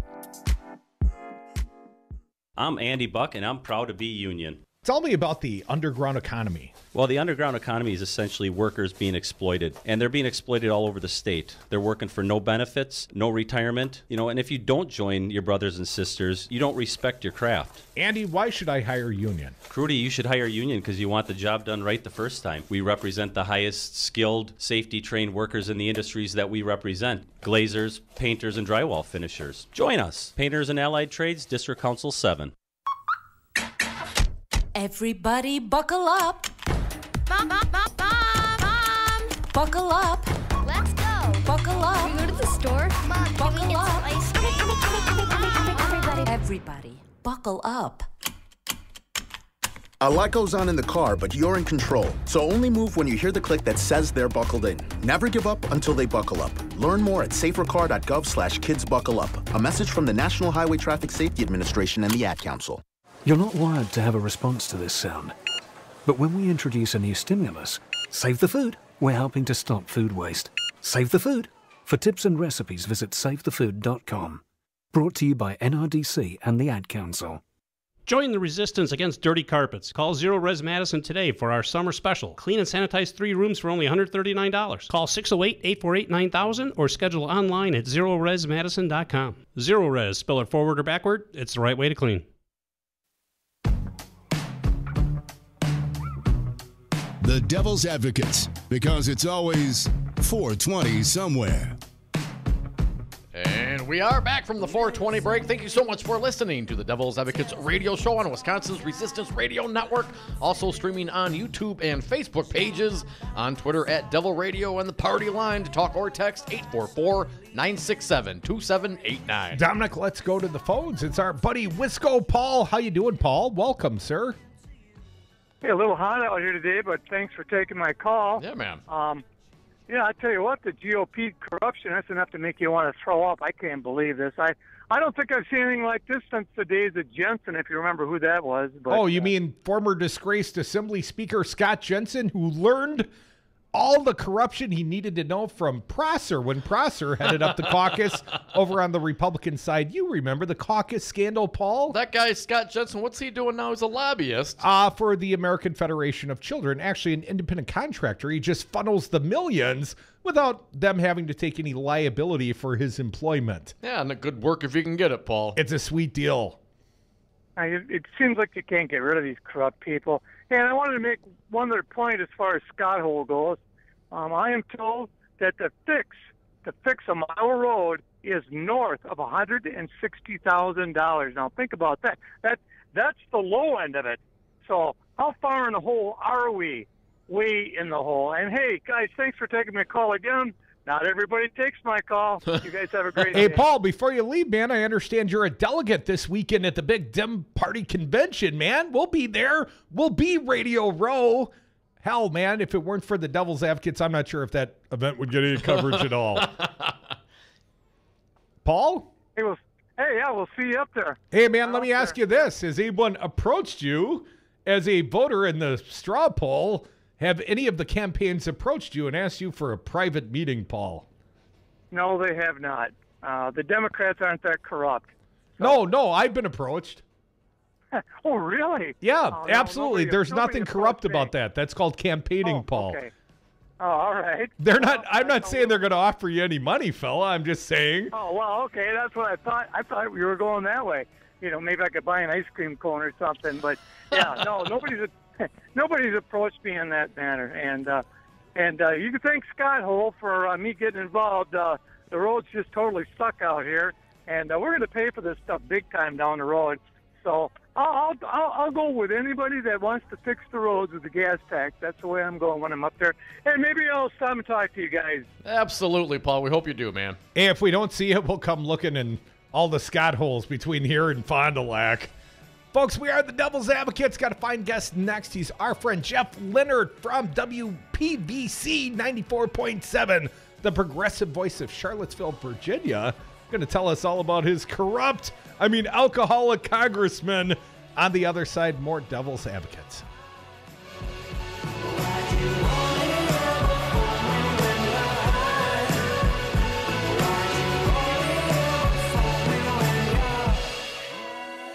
Good people don't smoke marijuana. Ooh, I'm going to hit the pause button right there. Join the resistance against dirty carpets. Call Zero Res Madison today for our summer special. Clean and sanitize 3 rooms for only $139. Call 608-848-9000 or schedule online at zeroresmadison.com. Zero Res, spell it forward or backward, it's the right way to clean. Listen and imagine.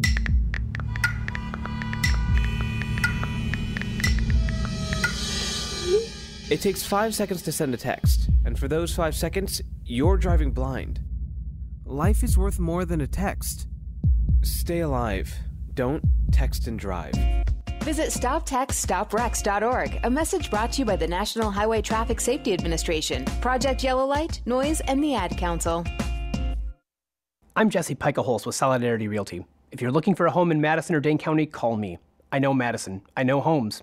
I'll protect your best interests. Call Solidarity Realty at 608-284-9311 or search solidarityrealty.com. You are listening to Wisconsin's Resistance Radio Network. Believe me, there is no collusion. Believe me. J.D. Davis Funeral Home, located at 4803 West Burlott Street, is dedicated, dignified, and distinguished in serving you in your time of need. Direct cremation specials starting at a very low cost of $595. That does not include cremation permit or crematory fee. Traditional funeral packages starting at $1,995 with a 20-gauge metal casket included. Title 19, Milwaukee County General Assistance accepted. Call today, 414-444-8300. Well, Jason, I've got to tell you, you're pretty much everything this company is looking for in an entry-level candidate. Great. Your resume isn't quite what we're used to, but you've got a fantastic work ethic. Thank you. And I'm impressed by how you carry yourself. So, should we talk about the job? What? The job? Oh, sorry. Yeah, I have no way of recruiting or even meeting you. This interview didn't happen. It may sound ridiculous, and that's because it kind of is. There's a huge pool of talent your company is missing out on. Meet the grads of life. Who are they? Talent worth knowing about. Young adults of unique determination and experience. An ideal fit for your company in an entry-level position, internship, or even mentorship. They might not have every qualification you typically look for, but they're exactly who your company needs. Man, we really could have used him. Don't miss out on a resource many innovative companies have already discovered. Go to gradsoflife.org to learn how to find, cultivate, and train this great pool of untapped talent. Brought to you by the Ad Council and gradsoflife.org.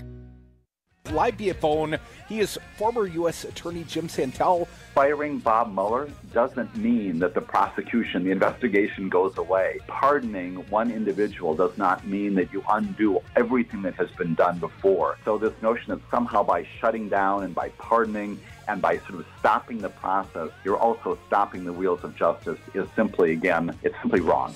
The Devil's Advocates, weekday afternoons on 1510 a.m. Wisconsin's Resistance Radio. For Wisconsin's Resistance Radio Network, I'm Stu Daniels with your headlines. The Brewers beat the Cardinals yesterday 8-3. Game 2 of that 3-game series is tonight at Miller Park. And you can join Resistance Radio's Earl Ingram for an important storytelling event on race relations tomorrow evening as part of the 50-Year Ache series. The event will take place at Anodyne Cafe, 224 West Bruce Street in Milwaukee from 6:30 to 8:30 tomorrow evening. Seating is limited. If you would like to reserve a seat, go to jsonline.com/50-year event. That's 50-year event. Outside this afternoon, mostly sunny, and then mostly cloudy tonight. Lows around 60 degrees in Milwaukee, mid-60s in Madison. Tomorrow, rain likely with highs in the low 70s in Milwaukee, mid-70s in the Madison area. You're listening to Wisconsin's Resistance Radio Network. The Devil's Advocates. We drink when we toast when we drink.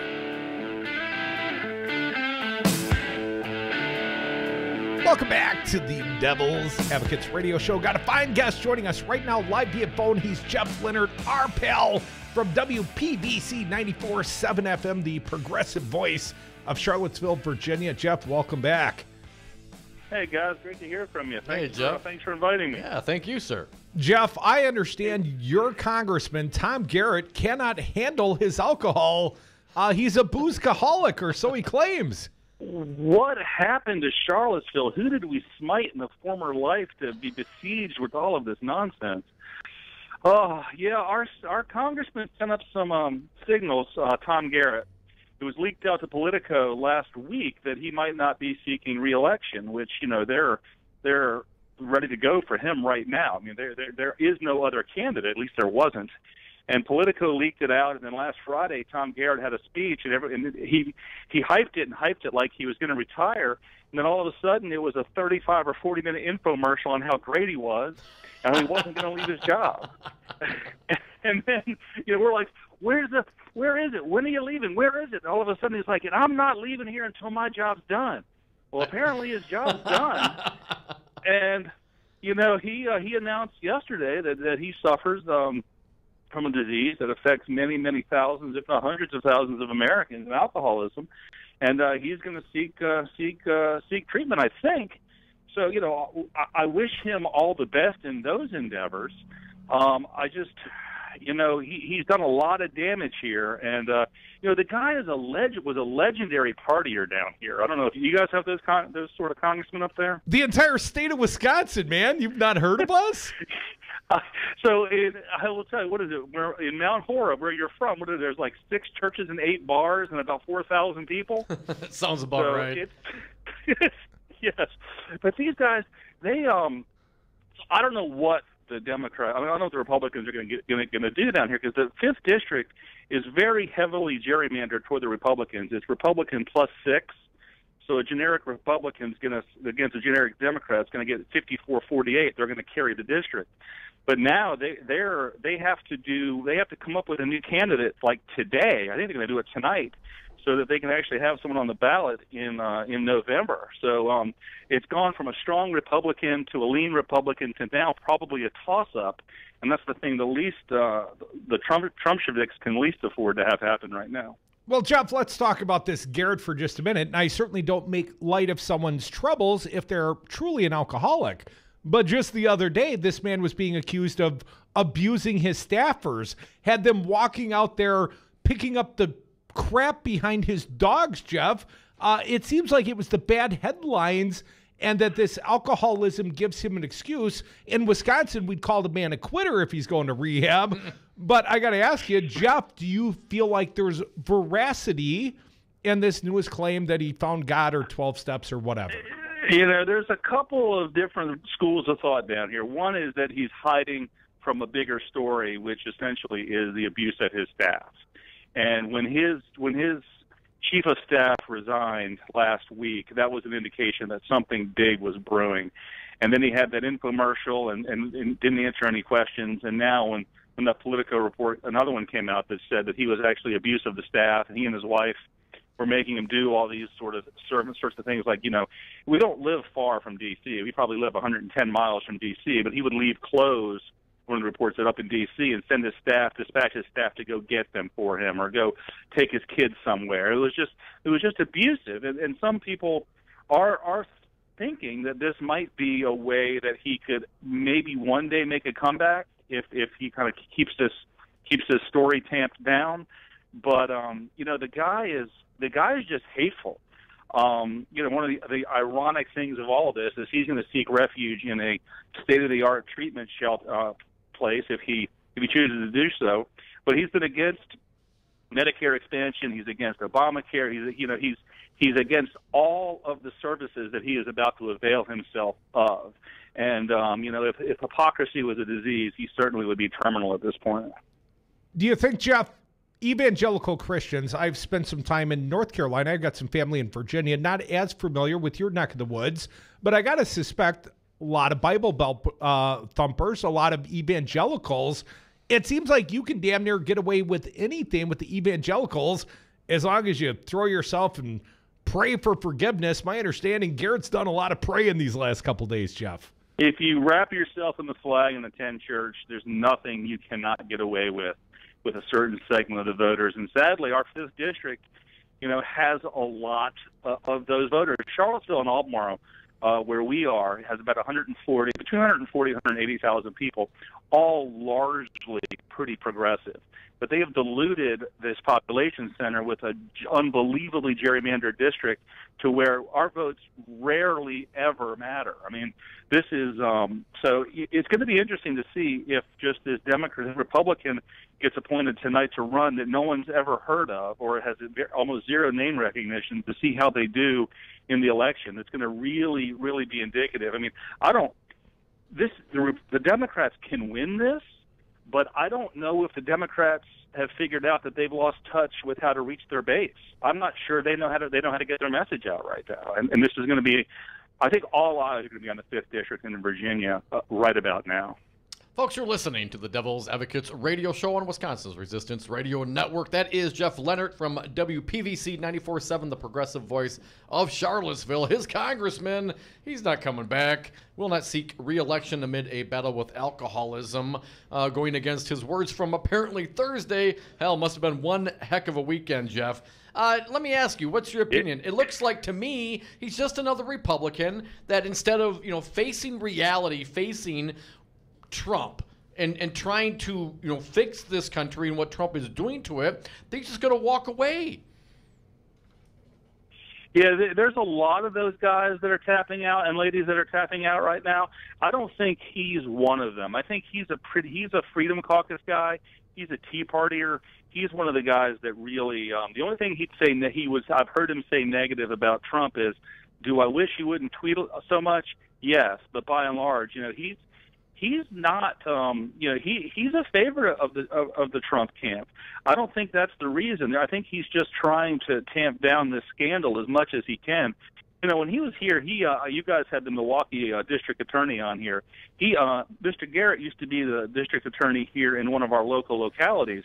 And when he was a district attorney, he developed the nickname the Hammer, and it wasn't for his prosecutorial abilities. It was because of the legendary parties he would throw and a body part he was very proud of.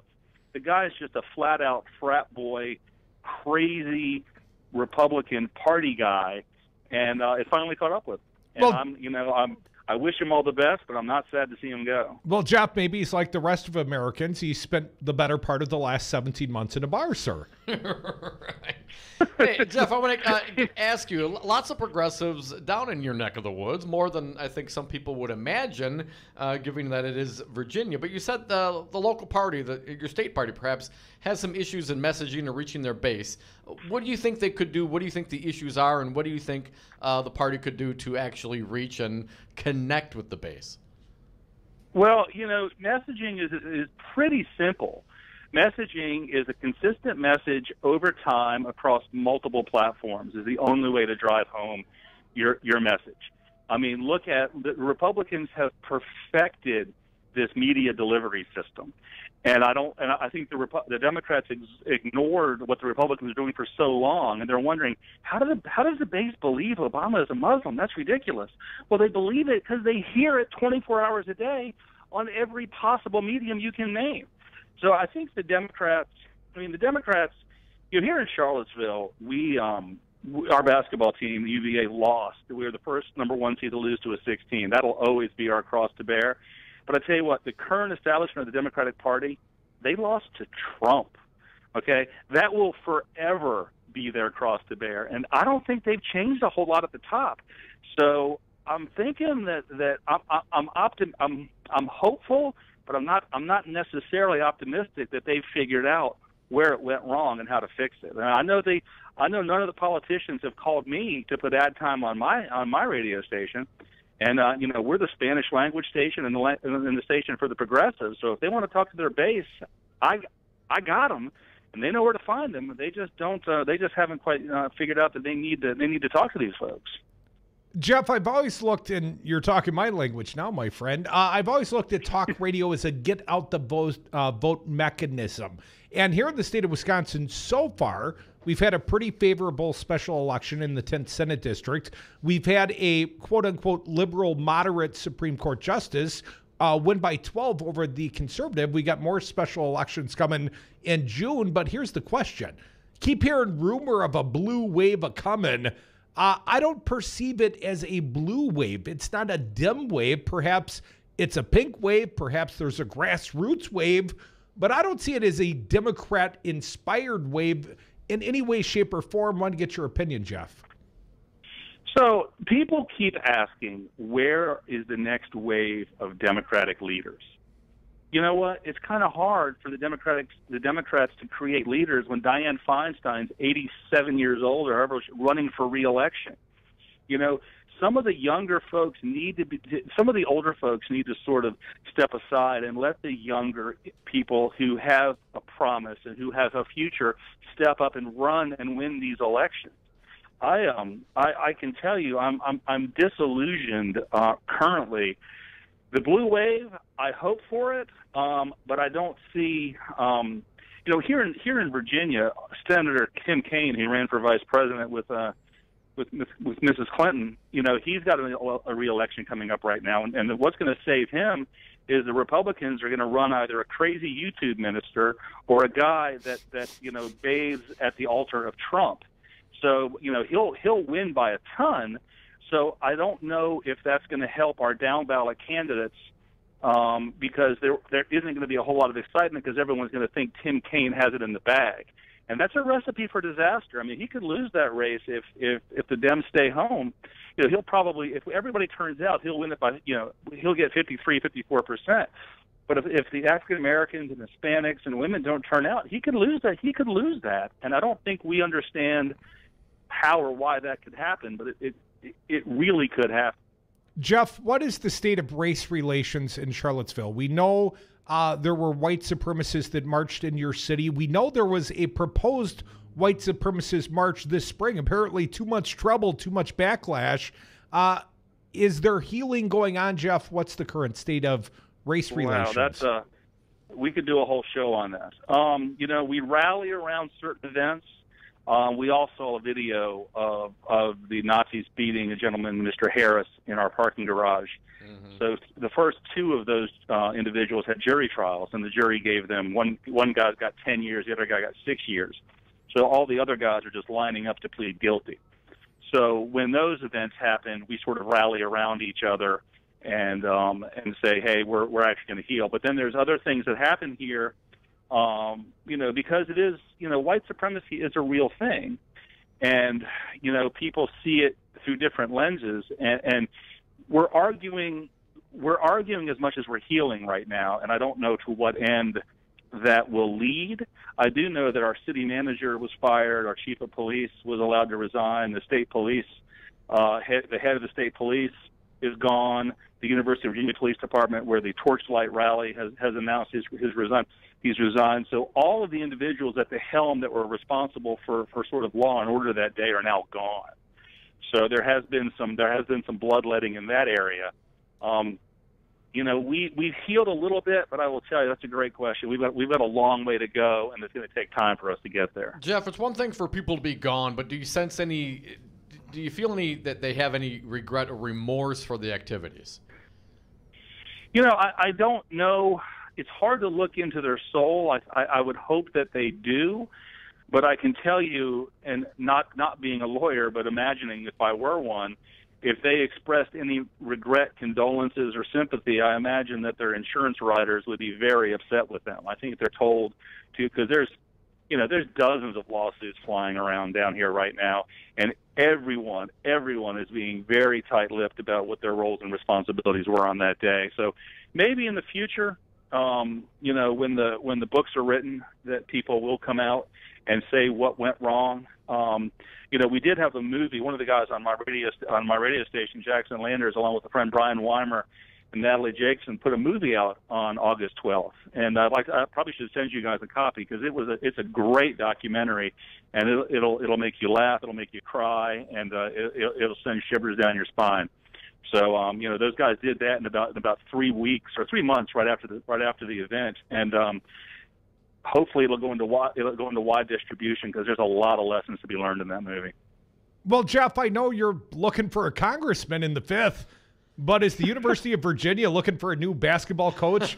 Tony Bennett's got some Badger roots, and perhaps that young man needs to find a new job. Every time Wisconsin fires their coach or is in the market for a coach, Tony Bennett makes a lot more money down here. If Tony Bennett ran for Congress, Tony Bennett would win. If he ran for senator, if you ran for Pope, he would win. The ladies love him and the men want to be him. The guy is a gift, is a complete gift to our community, and he recruits great players that play well, but are also great people to see on the street. I mean, we're a small town. I mean, you walk down the street and you see him there, and you're like, hey, that's Jack Salt or whoever, and the guys will talk to you, and they really are intertwined in the community, and that's a credit to Tony Bennett and his staff. We love him, and no, you cannot have him back. Hey, we're happy with Greg Gard and whoever's coaching Marquette these days. Jeff Lenert, our friend from WPBC 94.7 FM, the progressive voice of Charlottesville. You can also find him selling the Deck of Lies playing card, the anti-Trump playing cards. Where can people find those, Jeff? Deckoflies.com. Thanks for that. I owe you a pack. So deckoflies.com. Give it a look. We're in the market right now. Well, you just ship us some good bourbon and we'll drink it up. Thank you so much, Jeff. Next time I come. All right, thanks, I hope Jeff. you have a good day. We are the Devil's Advocates, always having a good day on a beautiful day on Brady Street.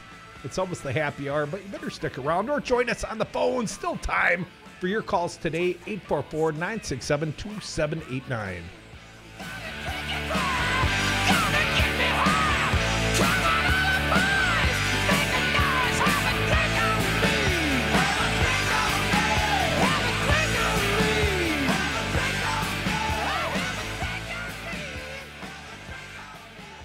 I've not yet begun to defile myself. On many sides. On many sides. In this hot real estate market, don't pay 5 or 6% commission. With Homeowners Concept Realtors, you pay no more than 3.9% for full service. Homeowners Concept Realtors sell many more homes per year than the average agent. That's experience you can count on. If you're thinking of selling, call 414-258-7778 for an agent that specializes in your area for ideas on price, marketing, and staging your home. The more you know, you'll wisely choose Homeowners Concept 3.9% Realtors. HomeownersConcept.com.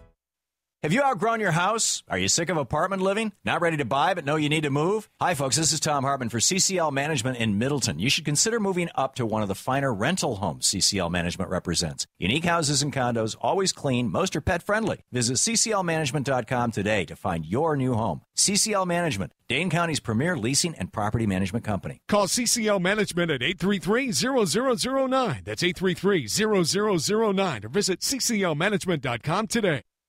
Hey folks, sexy liberal Stephanie Miller here. Most new Wisconsin jobs are in Dane County, it's true. Some of my listeners are relocating to Madison. Many already commute there. When asked where to turn for a trusted real estate team that understands Madison, I say the same thing. Solidarity Realty. They help you through the process and protect your consumer rights. They live their values, building community, promoting sustainability and diversity. Find them today at solidarityrealty.com and tell them Stephanie Miller sent you. Saturday, June 2nd from 12 to 4 p.m. Join Earl Ingram, Rep. Joe Casas-Amaripa, and Resistance Radio from the Valley Victory Broad Fry, the Democratic Convention's postgame party from the Midnight Club in Oshkosh. Union sponsors include Northeast Wisconsin Building and Construction Trades, Fox Valley Area Labor Council Painters Local Council 7, Plumbers and Steam Fitters Local 400, introducing 80-plus Wisconsin Democratic legislative candidates. Tune in Resistance Radio Saturday for the political event of the year. Join the party and get a brat for the road. Hi, I'm Anton Capella. As Chief Technology Officer at Five Nines, it's my job to make sure your network is up 99.999% of the time. Technology is constantly evolving, and keeping your business up to date in an ever-changing environment can be a hassle. At Five Nines, we're here to help. Five Nines is more than just our name. It's the level of service you can expect. Better IT gives your business a competitive advantage. Learn how Five Nines can help at fivenines.com. That's the number 5, NINES.com.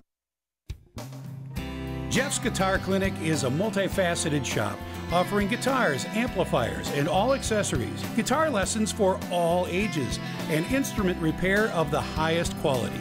Jeff'sGuitar.com.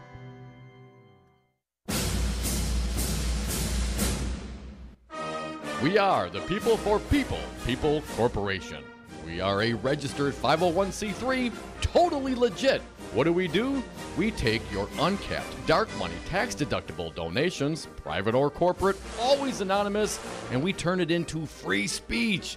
You know, educate Wisconsin through advertising, which may or may not be in coordination with the candidate. Isn't that illegal? It should be, but it's not under Wisconsin law, thanks Governor Scott Walker. Politicians in Wisconsin are beholden to the millionaire and billionaire sugar daddy and sugar mamas that finance their campaigns. Time to make them beholden to we the people for People Corporation. Give your tax-deductible donation to the real patriots, the People for People Corporation, P for ppc.org, P, the number 4, ppc.org. Join the resistance against dirty carpets. Call Zero Res Madison today for our summer special. Clean and sanitize 3 rooms for only $139. Call 608-848-9000 or schedule online at ZeroResMadison.com. Zero Res, spell it forward or backward, it's the right way to clean. The Devil's Advocates, the fix for political junkies everywhere. And we are back. Thank you for listening to the Devil's Advocates radio show. Phone lines open if you want to chime in, 844-967-2789. Thank you to our good friend Jeff Lenert, WPBC 94.7 FM, the progressive voice of Charlottesville, Virginia. I'm glad to know there are a few little progressive stations in this world. It's not just us fighting against the man. Cody, we got Jeff helping us. Breaking news as reported on the Hill, and it's all over CNN as well. Missouri Governor Eric Greitens, a Republican, announced Tuesday he would resign from office, avoiding the conclusions of a state House committee considering whether to pursue impeachment proceedings against him. Here's a quote. For the moment, let us walk off the battlefield with our head held high. How can you hold your head high as you resign in disgrace? Greitens said that his resignation is effective at the end of the day on Friday, saying that there was no end in sight, perhaps because of blindfolds, no end in sight to his opponent's efforts to remove him from office. He cited the ordeal of the criminal investigations he has faced, calling it legal harassment. He decried the endless personal attacks against him, as state lawmakers from both parties have called for his resignation for months.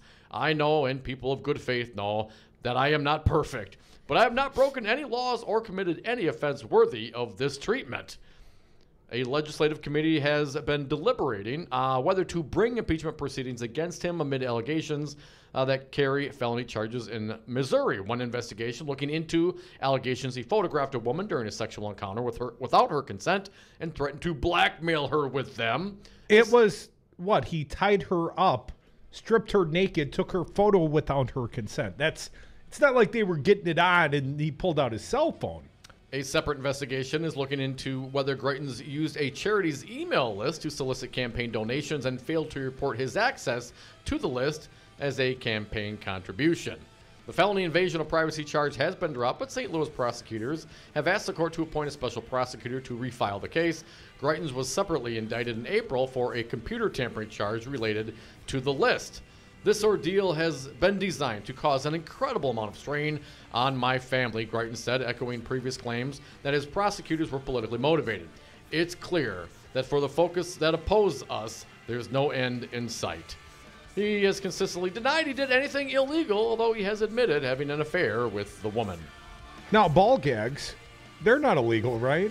No blindfold ball gags, whatever. Do you think he had his submissive sign a contract like Scott Walker's former staffer, Ben Sparks? You know, the guy that's on the lam. Oh, that's right. Other Republicans. What's up with these Republicans? Hey, it's called consent, you know?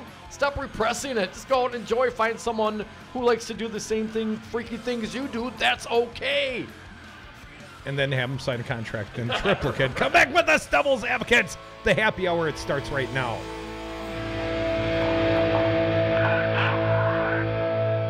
I didn't get a harumph out of that guy. Not going to work here anymore anyway. Tune in to the Devil's Advocates this Friday, June 1st, for the official kickoff of the election season. Special expanded coverage from the Democratic Party Convention live from Oshkosh. Dom and Crew, our radio row, and we have all the best friends. Commentary until 6, all the gubernatorial candidate and congressional Dem speeches as Resistance Radio brings you exclusive coverage until dark. That's this Friday, 3 to 8:30, an exclusive production of the Devil's Advocates and Resistance Radio, 1510 AM, 1580 AM, and streaming live at newstalk1510am.com. Hello, friends. Tom Alonzi from Teamsters Local 200. Local 200 has union members from up north in Fond du Lac all the way down to the Illinois state line, from the shores of Lake Michigan out to Waukesha. Here's a fact. Teamster union members negotiate living wages and affordable health care benefits where they work with their union representative. If you're a worker interested in receiving better wages and benefits and respect at your workplace, give Teamsters Local 200 a call at 414-771-6363 and ask to speak to a Teamsters Local 200 organizer today. 180 over 111, and I had a stroke. I couldn't speak or walk. This is high blood pressure. Get back on your plan. Go to loweryourhbp.org. Brought to you by the American Stroke Association, American Medical Association, and the Ad Council. Donna from Louisiana. The storm just hit, and we went from donating to the food bank to needing it. Hunger is a story we can end. End it at feedingamerica.org. Brought to you by Feeding America and the Ad Council. I got to tell you, so when I first moved to Green Bay to play football in 92, I had never been to Wisconsin. But the funniest thing I thought, you could not buy hamburger patties without a dollop of butter on them. Folks, just so you know, if you take a little bit of herb butter and put it in the middle of a patty and just kind of mold it around there, you get magic. I have one of my arteries right now. How much did you say you weighed? I'm gaining weight with my thoughts right now. You're $3 and some change already, brother. Guns, Butter, Economics, 414 Wisconsin, weekdays 2 to 3 p.m. on Wisconsin's Resistance Radio. You are listening to 1510 AM WRRD Waukesha, Milwaukee, and 1580 AM WTTN Columbus, Wisconsin's. Missouri governor resigns, summit still on. I'm Ann Cates. The governor of Missouri is resigning. Republican Eric Greitens is stepping down amid investigations stemming from an extramarital affair and campaign finance questions. I know, and people of good faith know, that I am not perfect. But I have not broken any laws nor committed any offense worthy of this treatment. I will let the fairness of this process be judged by history. The White House says it is continuing to actively prepare for an expected summit between President Trump and North Korean leader Kim Jong-un in Singapore. A top North Korean official is headed to New York for talks with Secretary of State Mike Pompeo. Plus, U.S. teams have arrived at the Korean demilitarized zone and in Singapore to prepare for the meeting.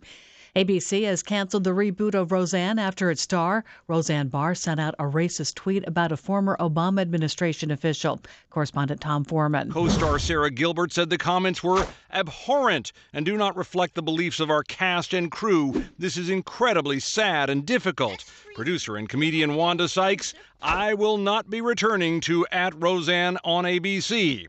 Other Obama staffers and some viewers called for a boycott, and ABC called it quits, saying the tweet was abhorrent, repugnant, and inconsistent with our values. Fast-moving lava is still threatening more neighborhoods on Hawaii's Big Island. Correspondent Scott McLean. These fissures, they continue to bubble up, and they're really taking homes. They're going down streets that have previously not seen a whole heck of a lot of lava or really any lava at all. And so it's like this volcanic game of whack-a-mole that people are playing here on the Big Island. Just when you think that things are calming down in one area, suddenly they bubble up in another area. On Wall Street, the Dow Jones Industrial Average fell 392 points, the S&P off 31. I'm Ann Cates. Hey folks, sexy liberal Stephanie Miller here. Most new Wisconsin jobs are in Dane County, it's true. Some of my listeners are relocating to Madison. Many already commute there. When asked where to turn for a trusted real estate team that understands Madison, I say the same thing. Solidarity Realty. They help you through the process and protect your consumer rights. They live their values building community, promoting sustainability and diversity. Find them today at solidarityrealty.com and tell them Stephanie Miller sent you.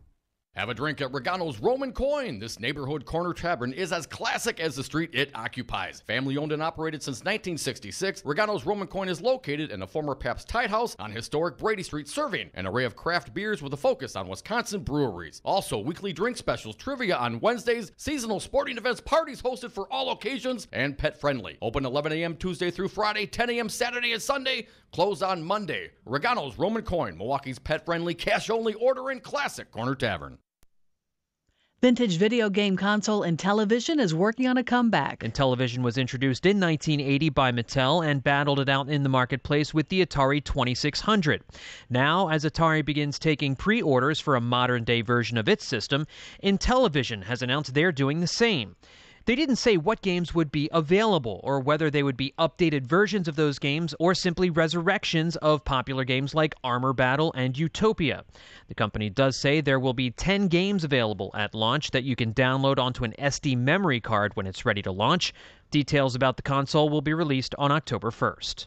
I'm John Stolness. There are two things that will never get old in Japan, Hello Kitty and bullet trains, and now they're coming together. West Japan Railway Company has announced it will launch a Hello Kitty-themed bullet train on June 30th. It's aimed at revitalizing regional communities in Western Japan. I'm Ann Cates. 5 Nines, your local single-source IT solutions provider. specializing in cloud technology, consulting, servers, networks, and hosting.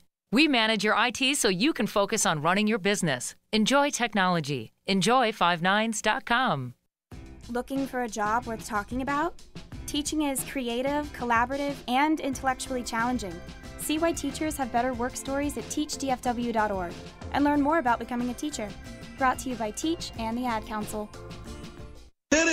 I'm State Representative Jocasta Zamaripa. And I'm Joel Clayfish. Listen to us on the Joel and Jocasta Show, Saturdays at 3 p.m. She's a Latina woman from the inner city of Milwaukee, and I'm a white guy from the suburbs. Diversity in the white guy.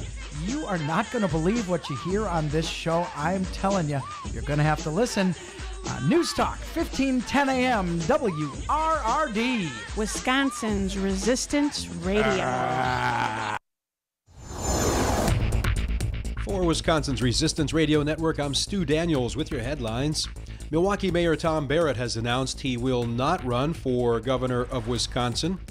And you can join Resistance Radio's Earl Ingram for an important storytelling event on race relations tomorrow evening as part of the 50-Year Ache series.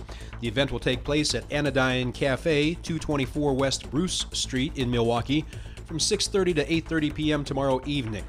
Seating is limited. If you would like to reserve a seat, you can go to jsonline.com/50-year event. That's 50-year event. Outside this afternoon, mostly sunny, and then mostly cloudy tonight. Lows around 60 degrees in Milwaukee, mid-60s in Madison.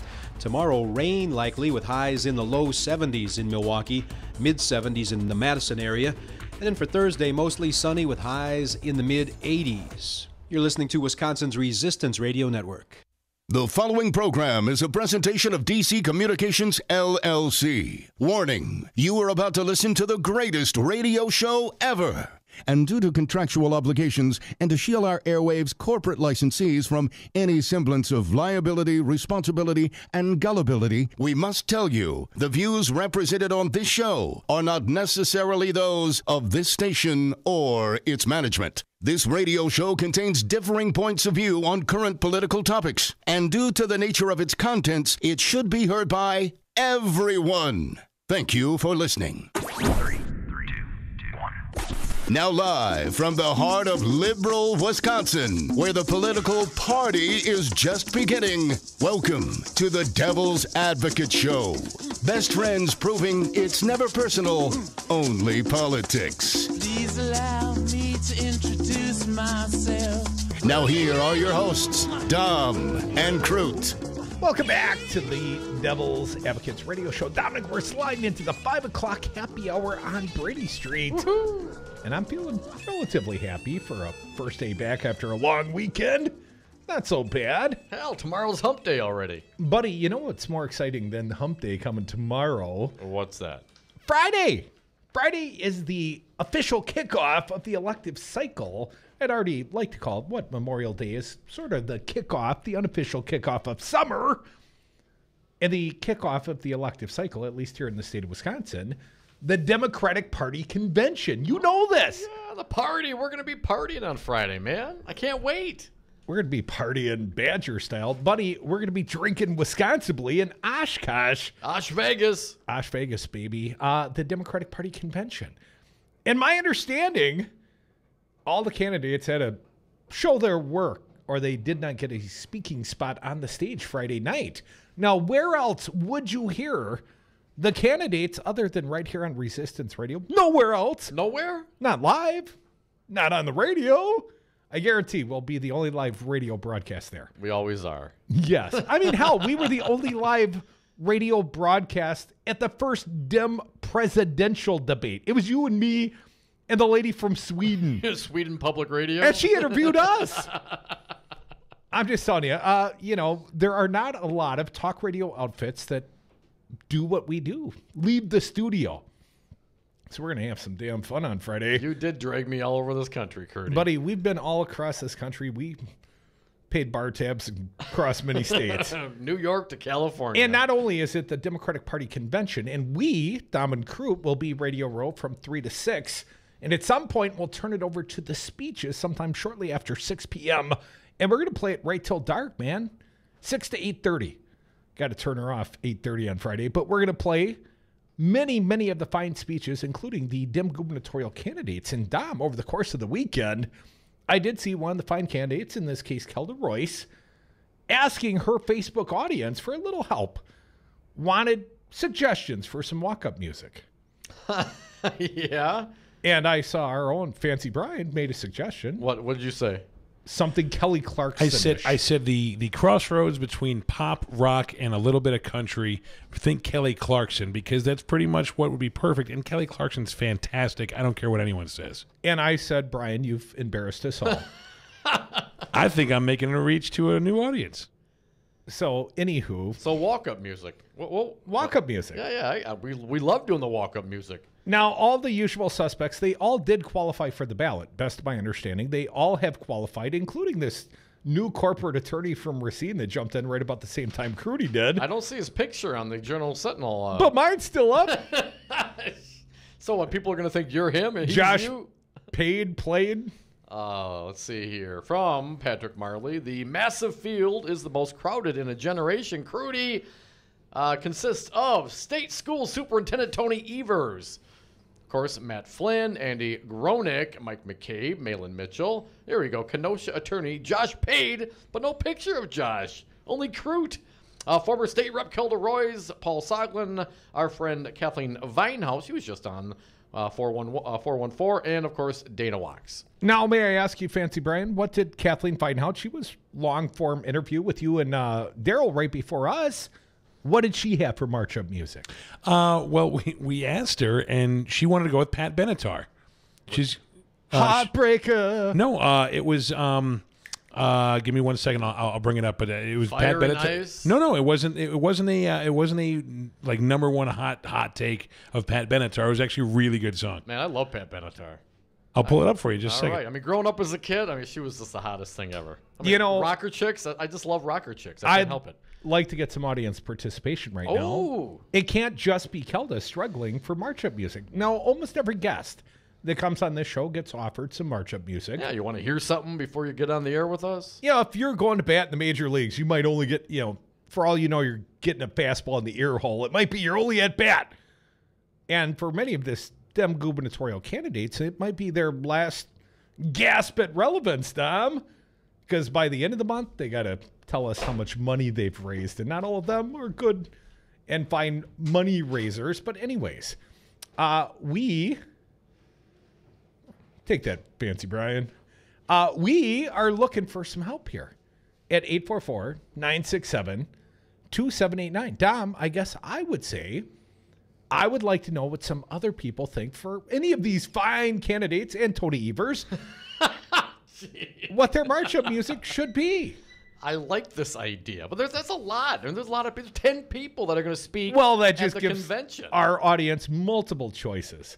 Now, the one I have not thought at all is young Mr. Paid, P-A-D-E. Oh, I felt like we're getting played by this guy's candidacy. Brian, if you have a minute, I've got a few suggestions. Brian, are you capable of playing along? Let's see if he is.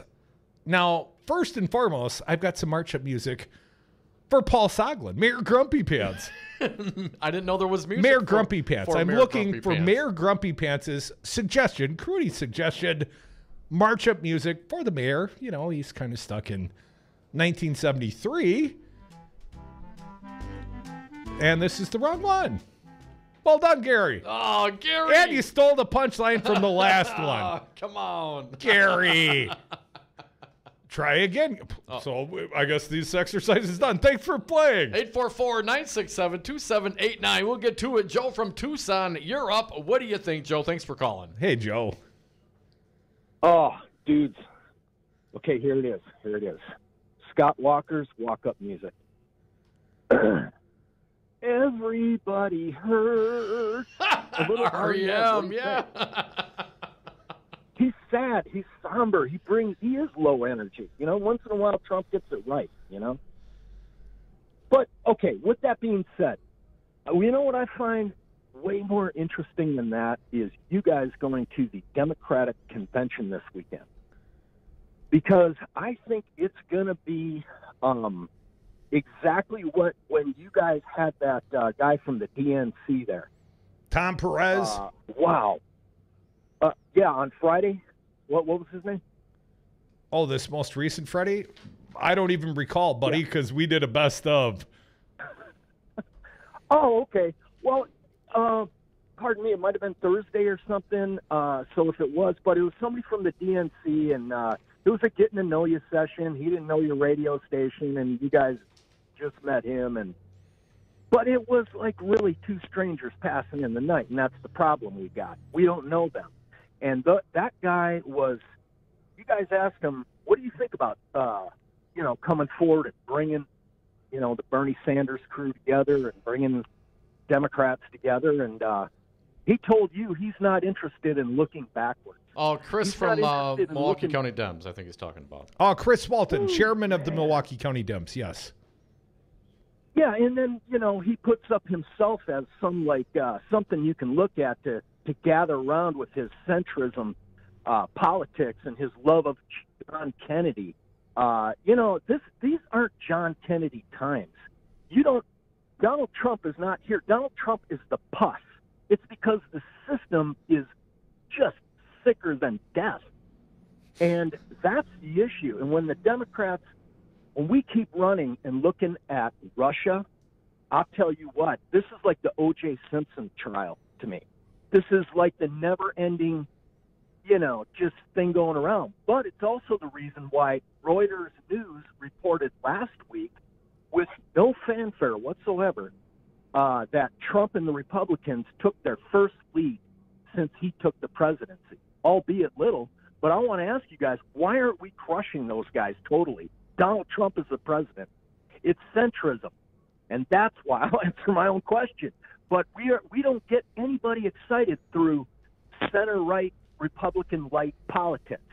And when these Democrats keep trying to show up, Jeff Lenert was spot on, man.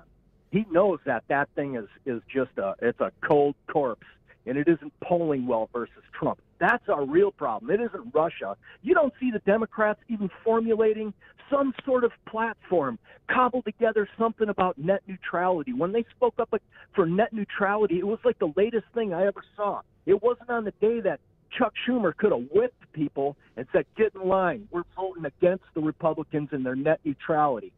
He didn't do that. We saw a bunch of defectors roll away from the Democratic Party and vote for that and vote with Trump. So we couldn't even get DACA right. It's because we are so afraid of a platform for the people that we're only fooling ourselves. But what we do when we play that fake game of, we're a center-right country, no, there are two parties that represent management, and one of them is Republicans and the other ones are Democrats. They represent management just as well. We got a problem. So what do you guys think of my tirade?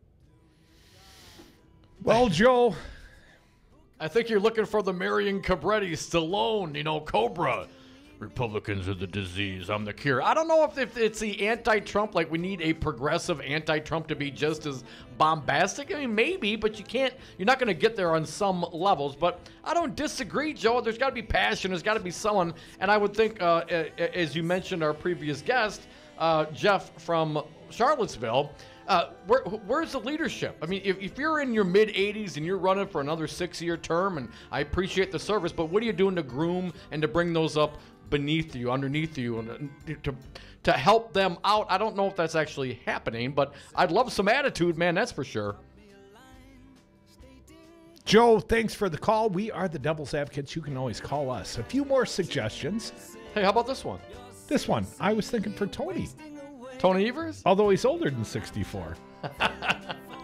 We are the Devil's Advocates. Phone lines open. March up music for the multitude of Dems facing the crowd at the DPW. I'm a delegate.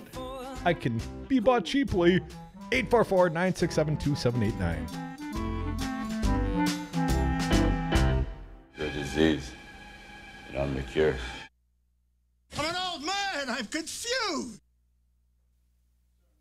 In this hot real estate market, don't pay 5 or 6% commission. With Homeowners Concept Realtors, you pay no more than 3.9% for full service. Homeowners Concept Realtors sell many more homes per year than the average agent. That's experience you can count on. If you're thinking of selling, call 414-258-7778 for an agent that specializes in your area for ideas on price, marketing, and staging your home. The more you know, you'll wisely choose Homeowners Concept 3.9% Realtors. HomeownersConcept.com.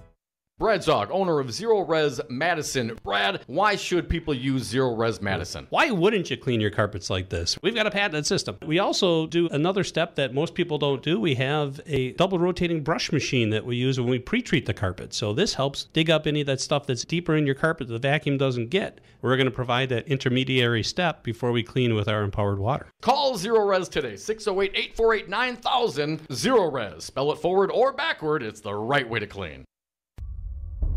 I'm afraid right now for the future of my children's generation and those to come. In this age of mass school shootings, Wisconsin Governor Scott Walker offers the same bold agenda of the National Rifle Association. Make sure you remember in your thoughts and more importantly in your prayers. While Walker offers platitudes, he blocks meaningful gun safety legislation. It's really an honor to work with the NRA, not only in my state, but across the country. And I'm proud of my A+ ranking as a governor. Walker weakened the gun laws in Wisconsin, and then he got $3.5 million worth of NRA support. There have been men and women of courage who've been willing to stand up and think more about the future of their children and their grandchildren than they thought about their own futures. Scott Walker, you are not one of them. This message was paid for by the People for People Corporation. Donate online at p4ppc.org, p4ppc.org. J.D. Davis Funeral Home, located at 4803 West Burlott Street, is dedicated, dignified, and distinguished in serving you in your time of need. Direct cremation specials starting at a very low cost of $595. That does not include cremation permit or crematory fee. Traditional funeral packages starting at $1,995 with a 20-gauge metal casket included. Title 19, Milwaukee County General Assistance accepted. Call today, 414-444-8300. Do you own a rental property, or would you like to partner with a rental investment team? Call the pros you can trust at CCL Management. Rental expertise second to none, a general contractor on staff to direct repairs and improvements, and real estate brokerage services tailored to the small investor. If you're ready to invest in rental property or just need professionals to manage your real estate portfolio, call us, CCL Management, at 608-833-0009 or visit us on the web at cclmanagement.com. Dad, this is fun. I didn't think I'd like kayaking. Well, I'm glad you enjoyed it, but I think it's time to head back in. Okay. Can we come back? Sure. Hey, be careful getting out of the boat. It's a kayak, Dad. I'm gonna return the kayak. Can we walk home? How about a taxi? It's a short fare from your neighborhood to your naturehood. Visit discovertheforest.org to find a neighborhood park or green space near you. Brought to you by the Ad Council and the U.S. Forest Service. The Devil's Advocates, rock and roll political commentary in a top 40 world. Do, re, mi, the first three notes just happen to Terrible. So when need to pulling I can see listeners dropping off. Let's get some callers before we lose everybody. Betsy from Madison, you're up. I keep That will bring us back to do. Terrible. Hey, at least we didn't do Edelweiss.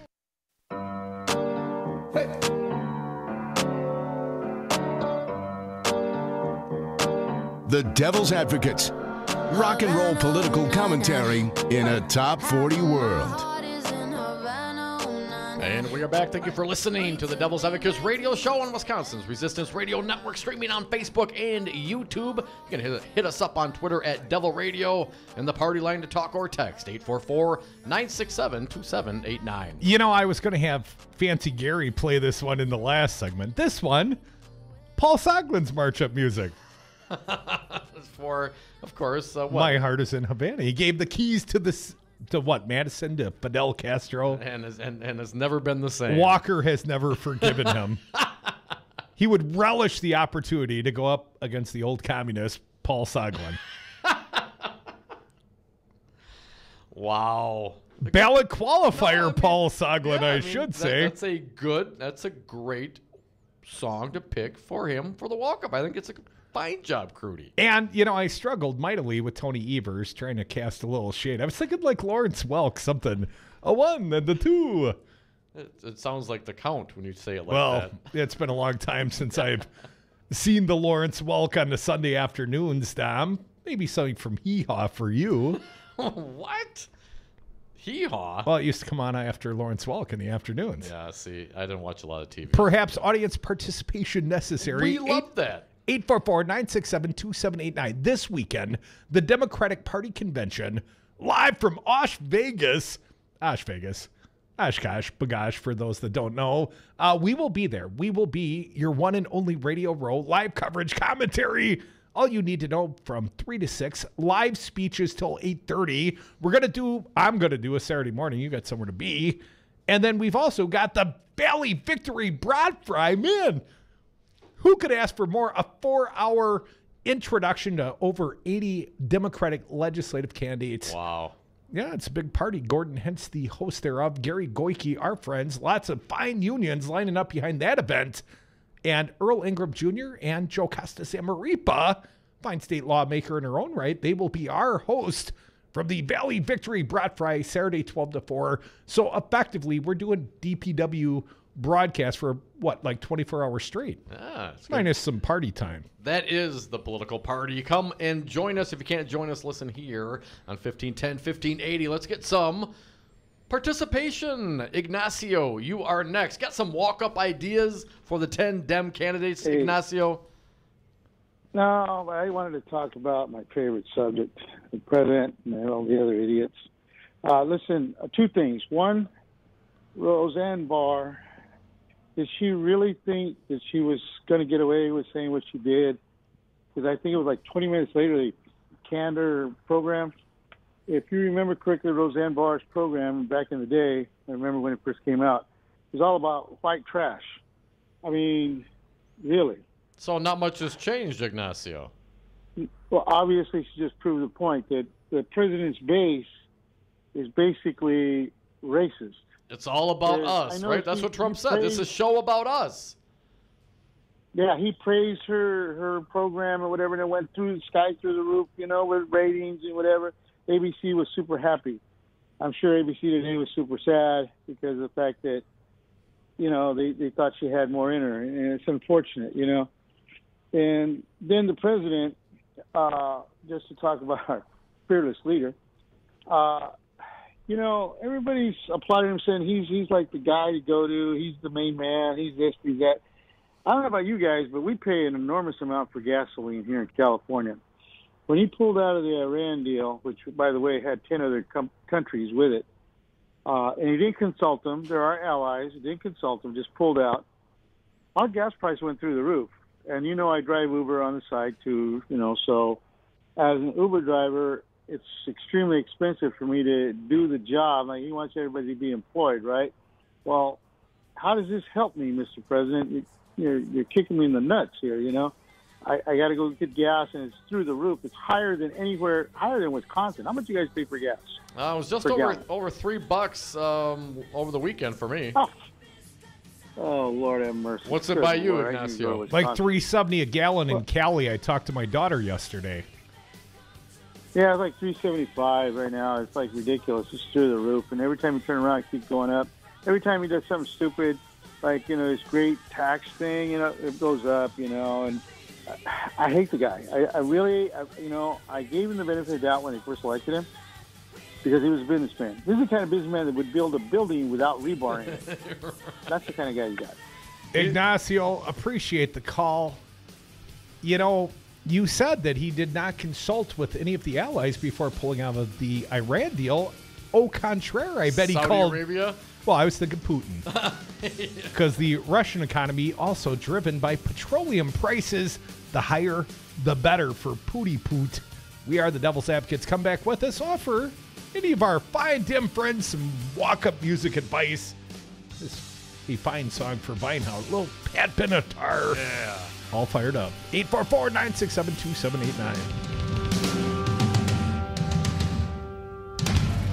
Join the resistance against dirty carpets. Call Zero Res Madison today for our summer special. Clean and sanitize 3 rooms for only $139. Call 608-848-9000 or schedule online at ZeroResMadison.com. Zero Res, spell it forward or backward, it's the right way to clean.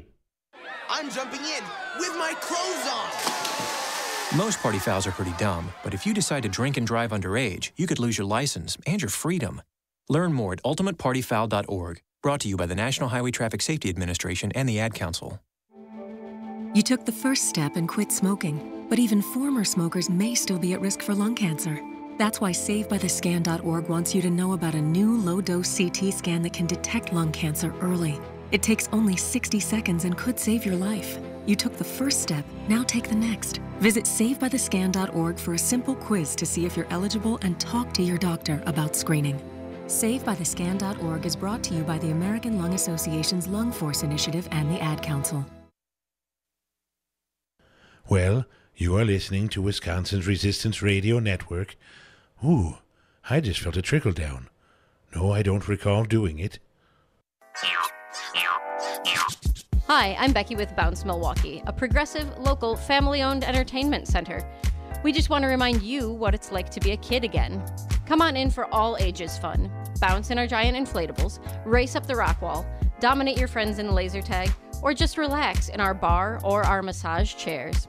Open 6 days a week with extended adult-only weekend hours. Find us at bouncemilwaukee.com. Adopt US Kids presents Multiple Choice Parenting. Your daughter just had her first breakup. Do you A, put yourself in her shoes? How could he do this to you? And for Sheila, she has split ends. B, console her. Oh, sweetie, this is going to happen a lot. 4, maybe 5 more times before you get married. C, take charge. Got to get this all straightened out. Give a little talking to, man to man, mano a mano. Hey, Steve! Is now a good time? No? Okay, no problem. Bye. Or D, help her find a new boyfriend. I know a great place to meet boys. The internet. Nice, single boys. Never mind. How about some ice cream? As a parent, there are no perfect answers. But you don't have to be perfect to be a perfect parent. Thousands of teens in foster care will love you just the same. For more information on how you can adopt, visit adoptuskids.org. A public service announcement from the U.S. Department of Health and Human Services, Adopt U.S. Kids, and the Ad Council. Saturday, 2nd from 12 to 4 p.m. Join Earl Ingram, Rep. Joe Casas Amaripa, and Resistance Radio from the Valley Victory Broad Fry, the Democratic Convention's postgame party from the Midnight Club in Oshkosh. Union sponsors include Northeast Wisconsin Building and Construction Trades, Fox Valley Area Labor Council Painters Local Council 7, Plumbers and Steam Fitters Local 400, introducing 80-plus Wisconsin Democratic legislative candidates. Tune in Resistance Radio Saturday for the political event of the year. Join the party and get a brat for the road. For Wisconsin's Resistance Radio Network, I'm Stu Daniels with your headlines. The city of Milwaukee is considering a measure to remove questions about salary history from city job applications in an effort to decrease the gender wage gap. And Milwaukee's Urban Ecology Center is planning a $12 million expansion at Washington Park that would save Milwaukee taxpayers almost $2 million. The boathouse at the Washington Park Lagoon is in need of $1.8 million worth of deferred maintenance. The Urban Ecology Center is offering to lead a fundraising campaign to replace the boathouse with a community building that it would use for environmental education programs and that would be open to the public. Outside this afternoon, mostly sunny, and then mostly cloudy tonight, lows around 60 degrees in Milwaukee, mid-60s in Madison. You're listening to Wisconsin's Resistance Radio Network.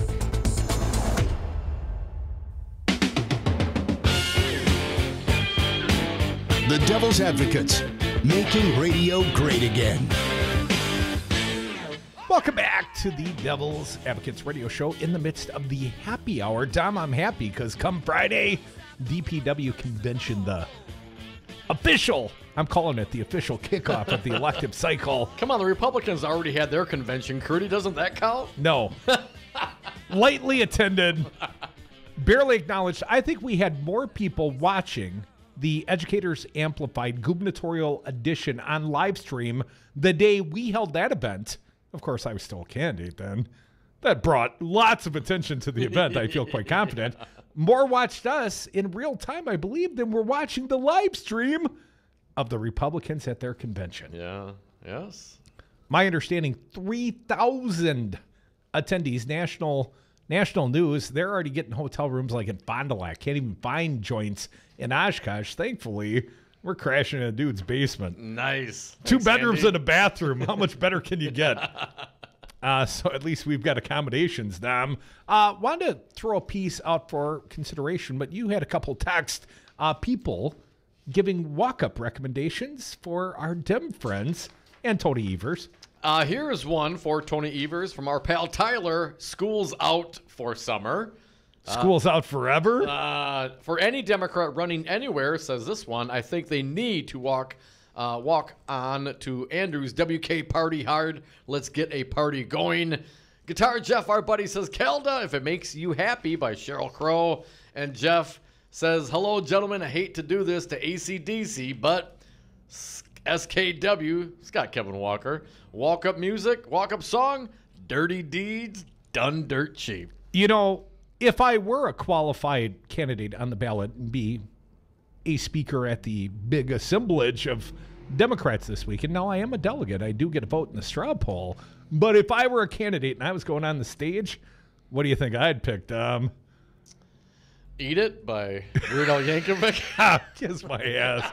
You can eat it. No, Nazareth, man. Hair of the Dog. I thought, I thought maybe it'd be, what's the one you dance to all? The Commodores, man. Brick House. Yeah.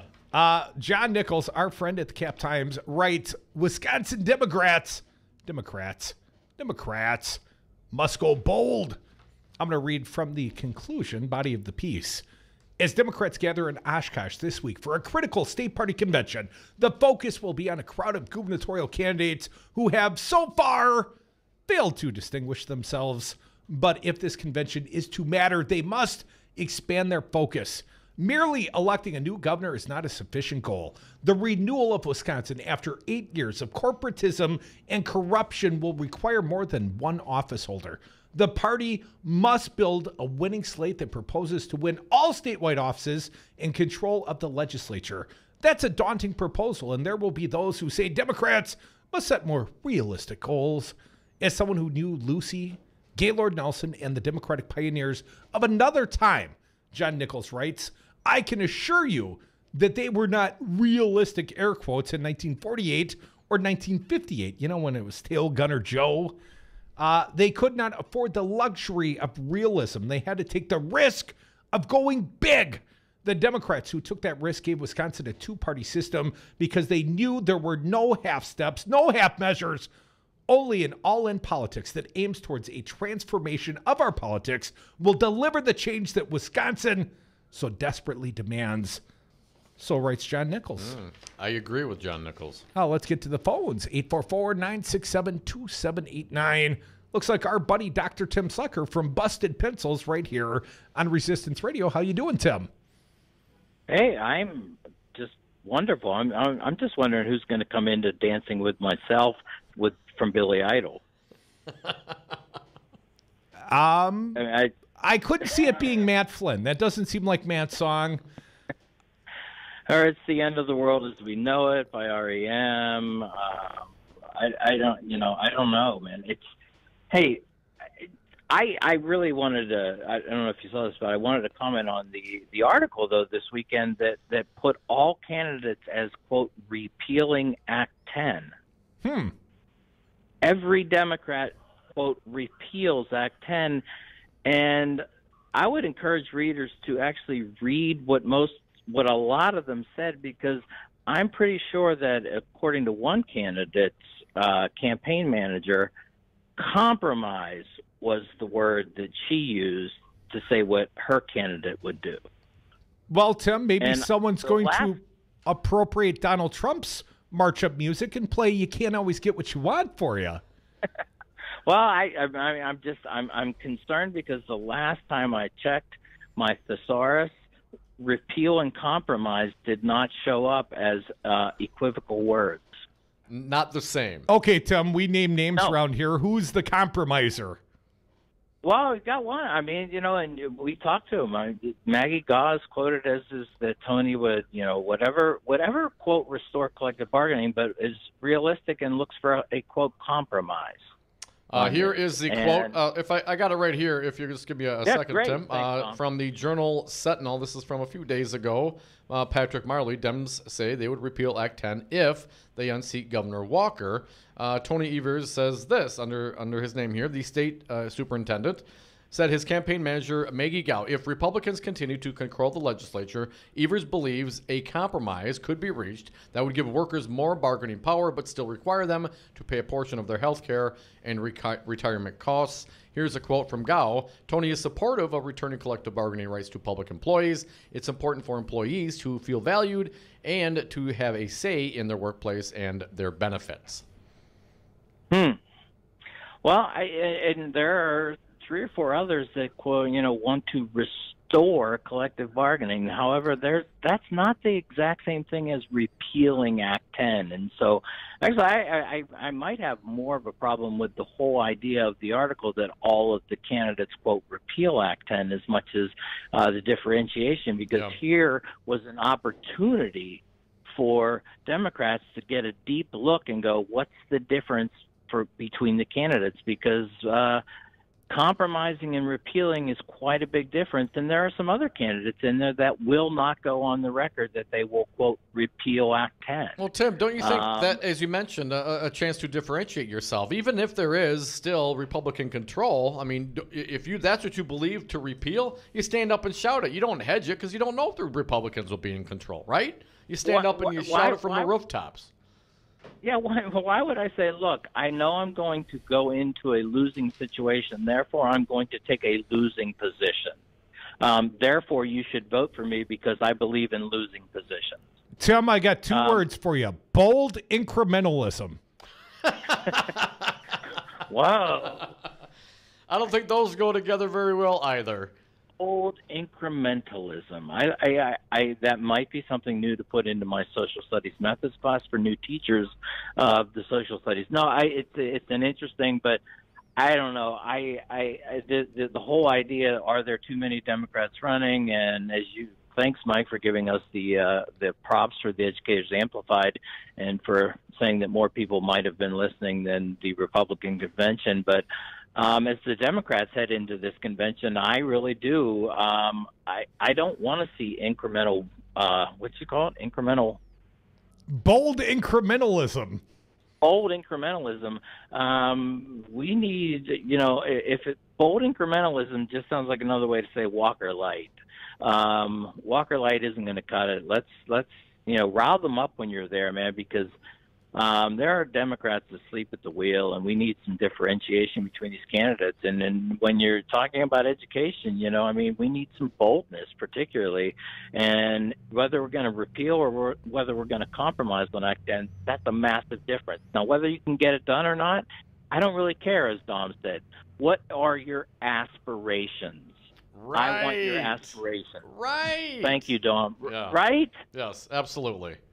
So, Tim, here's the problem, because, I joined that largest field in a generation, at least for a short period of time, and I did some political calculus of my own, and the only way I could see to effectively clear the decks, to rickroll the field, if you will, Tim, was to basically treat him like Trump.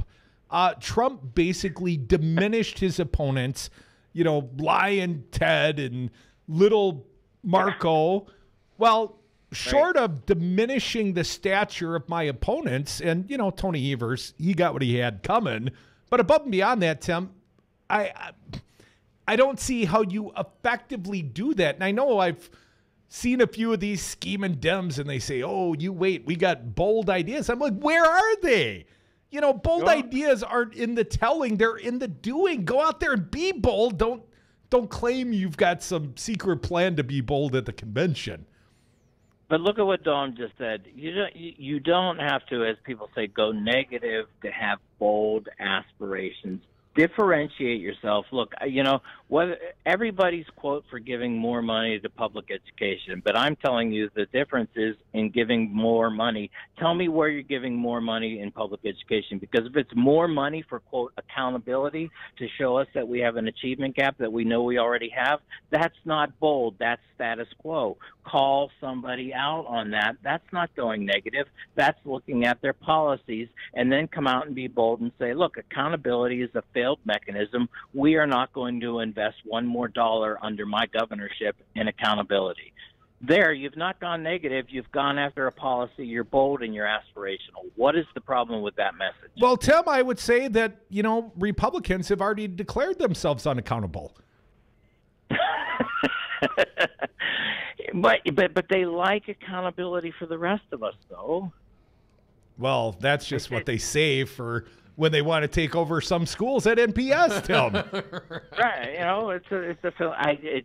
We need some Democrats to separate themselves and actually come out walking to Billy Idol's Dancing with Myself, because I'm the bold person who's actually dancing with myself and saying, let's actually do this, because maybe then you can actually claim that song as your own. Dom would come out to I Touch Myself. It's gonna take more than some march up music to differentiate from the field, Tim. I guess that's the point I would make. I mean, here's the other side. You're gonna have what, 2 or 3 minutes, 5 minutes? Five is what I've been told. And maybe they'll go over 5, maybe 6, 7 minutes. I mean, it's hard to really do a lot of differentiation and have bold statements and policies. That's not what it's about. You got 5, 7 minutes to fire them up, to make them remember you. I think it's a hard 5. I think they will cut off the microphones. I can't wait till some candidate of a older generation gets caught up there mid-speech. Oh, am I done talking now? When they cut off the microphone, they're, the lips are moving, but you can't hear what they're saying. And thanks for the call, Tim. We always appreciate it. Hopefully, you will join us on Friday and Saturday this weekend at the Dem Convention up in Oshkosh. Got a lot of friends that are going to join us. We look forward to hosting a party up there. That's what we do best. We'll bring the party to you on the radio. But when you have that little time, you have to leave them wanting. You don't get into the minutia of this or that or a policy. What are they going to remember you about? What is it about you that they are going to be fired up and want to vote for you? Or if nothing else, find out more about, wow, that one. I had a red hat and dimples going for me. And a lot of boldness. I didn't lack for bold. He just lacked for time. 28 days, man. Like Walker lasted longer on the president. Yeah, very funny, man. I saw a path, but it would have involved lots of bloody knuckles and lots of hurt feelings. Come back with us. Normally, I only bloody you on the show. Bring it. 844-967-2789. Text or call now. Still a little show left.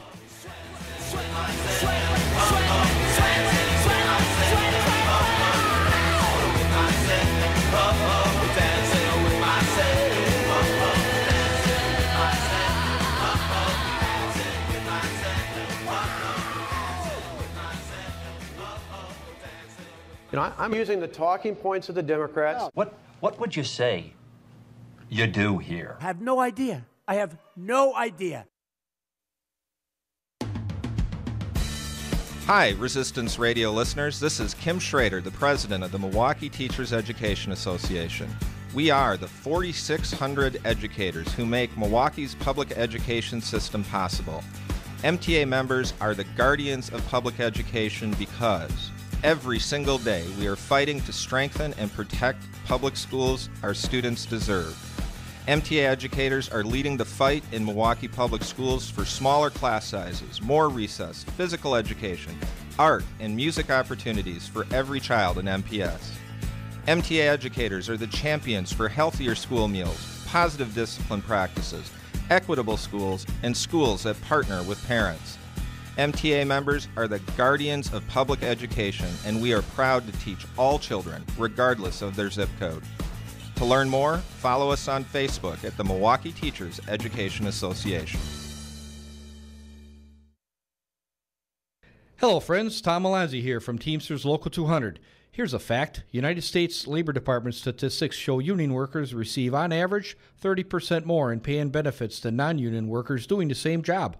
If you're a worker interested in receiving better wages and benefits and respect at your workplace, give Teamsters Local 200 a call at 414-771-6363 and ask to speak to a Teamsters Local 200 organizer today. Hi, I'm Becky with Bounce Milwaukee, a progressive, local, family-owned entertainment center. We just want to remind you what it's like to be a kid again. Come on in for all ages fun.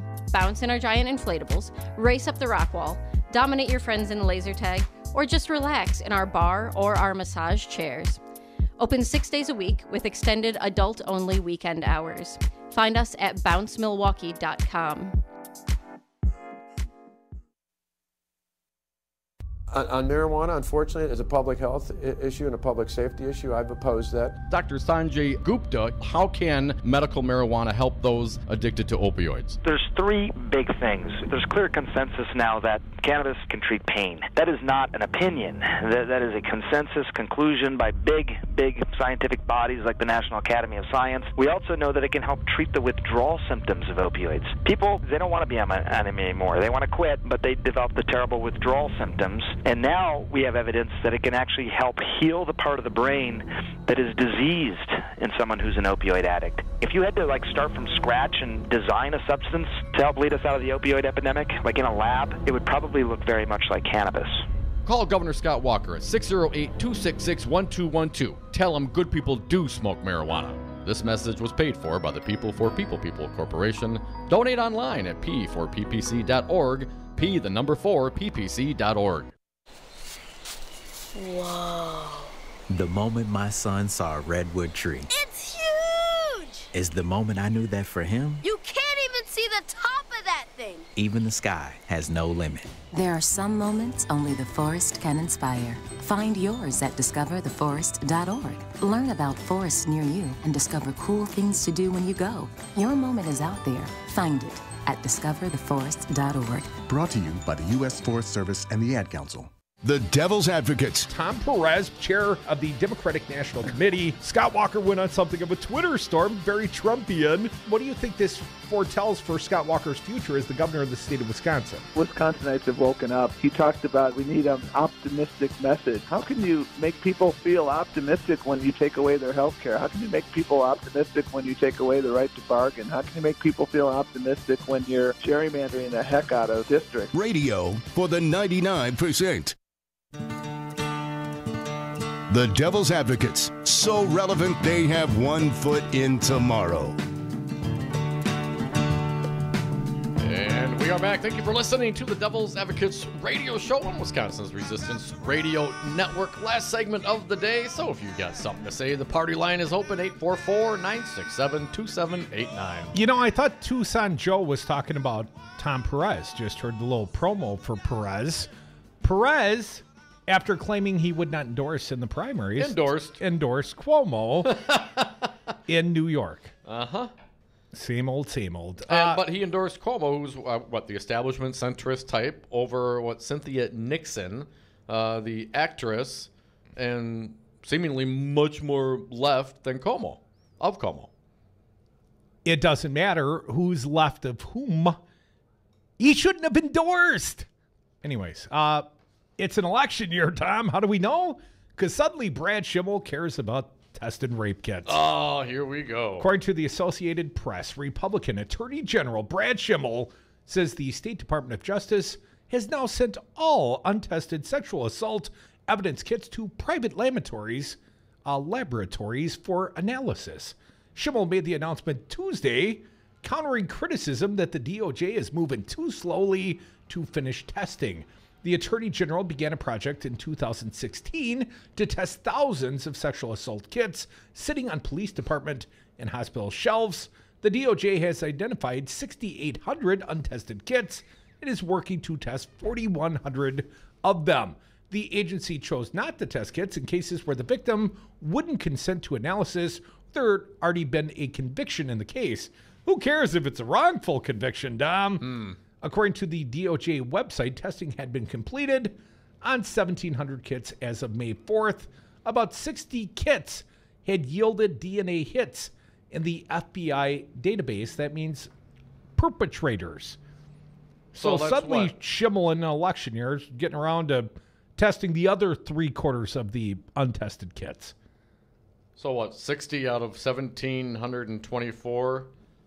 Yielded results on 3 or 4%, over 3%. Hit on the FBI website. Josh Call has a presser on this, and here's what he had to say. Of course, he's running for Attorney General against the hack Schimmel. Despite today's announcement, testing still hasn't been completed on more than half of the kits in the rape kit backlog that needs to be tested. Brad Schimmel's failure to prioritize the elimination of the backlog has meant that justice has been delayed for survivors and that dangerous criminals have remained on the streets longer than they should have. Schimmel should have made the elimination of the rape kit backlog a priority as soon as he took office, but instead, only 9 of the kits in the backlog were tested in his first 2 years as a G. Come on, he got almost 10. That's almost double digits. Almost into 2 digits. Almost 10 out of 6,000. And maybe there's more to the story that I don't understand, but can you please tell me why the DOJ has now, quote, sent all untested sexual assault evidence kits to private laboratories for analysis? Why didn't they do that immediately? Why wasn't that done right away? They were busy kicking ass every day, buying swag. It's just it's so ridiculous. If you have that kind of backlog, you're taking it to outside vendors anyway. Just do it right away. I mean, this is what 3-4%. Haste makes waste. Oh, come on, Schimmel. It's just terrible. And they're still victims of these crimes, and they're still perpetrators of these crimes potentially out there, Schimmel. And you're kicking ass every day, sitting on your thumbs. And oh yeah, you're trying to hide, training tapes and all those kinds of things, and of course, kissing ass to this Republican governor. But you, sir, have failed in your duty to protect the citizens of the state. Why would you send them out now? Why didn't you send them out right away? Election year, election year, election year. Like Scott Walker's a moderate Democrat in election years. It's the other 3.5 years when he's sticking it to people. Yeah, Schimmel can do the right thing under scrutiny. Dom, you were kicking ass today. You went to a little press conference. Foxconn, the topic, apparently a lawsuit challenging Foxconn's diversion, their get around, their end around on the Great Lakes Compact. Still trying to get Jody Habish-Sinkin. She's the attorney for Midwest Environmental Advocates. Perhaps I can get her later this week, but here is from their... Get her on the show, you mean, right? Press release. As set forth in the legal petition filed last Friday, Wisconsin DNR disregarded and unreasonably interpreted a core compact requirement that all water transferred out of the Great Lakes Basin must be used for public water supply purposes, clearly defined as serving a group of largely residential customers, quote unquote. As stated in the petition, the largest majority of the 7 million gallons of water requested out of the basin will be used to supply Lake Michigan water to a single private industrial consumer, Foxconn, in the amount of 5.8 million gallons, with the remaining 1.2 used to supply water to industrial and commercial facilities surrounding the Foxconn's facilities. Of significance, the petition states that Racine's diversion application identified no amount of transferred water, 0 gallons, that would be used to supply residential customers in the out-of-basin portion of Mount Pleasant, subject to the diversion request. What? Folks, want to thank our fine guests today. They included John Chisholm, Milwaukee County District Attorney, our friend Jeff Lenert from WPBC 94.7 FM, the progressive voice of Charlottesville. Thanks for listening, everyone. We'll do it again hump day, and then it's Thursday, and then it's DPW Friday, and then it's Valley Victory Brat Fry Saturday, and then, it's an exciting summer. You'll have to stick around. Thanks for listening today.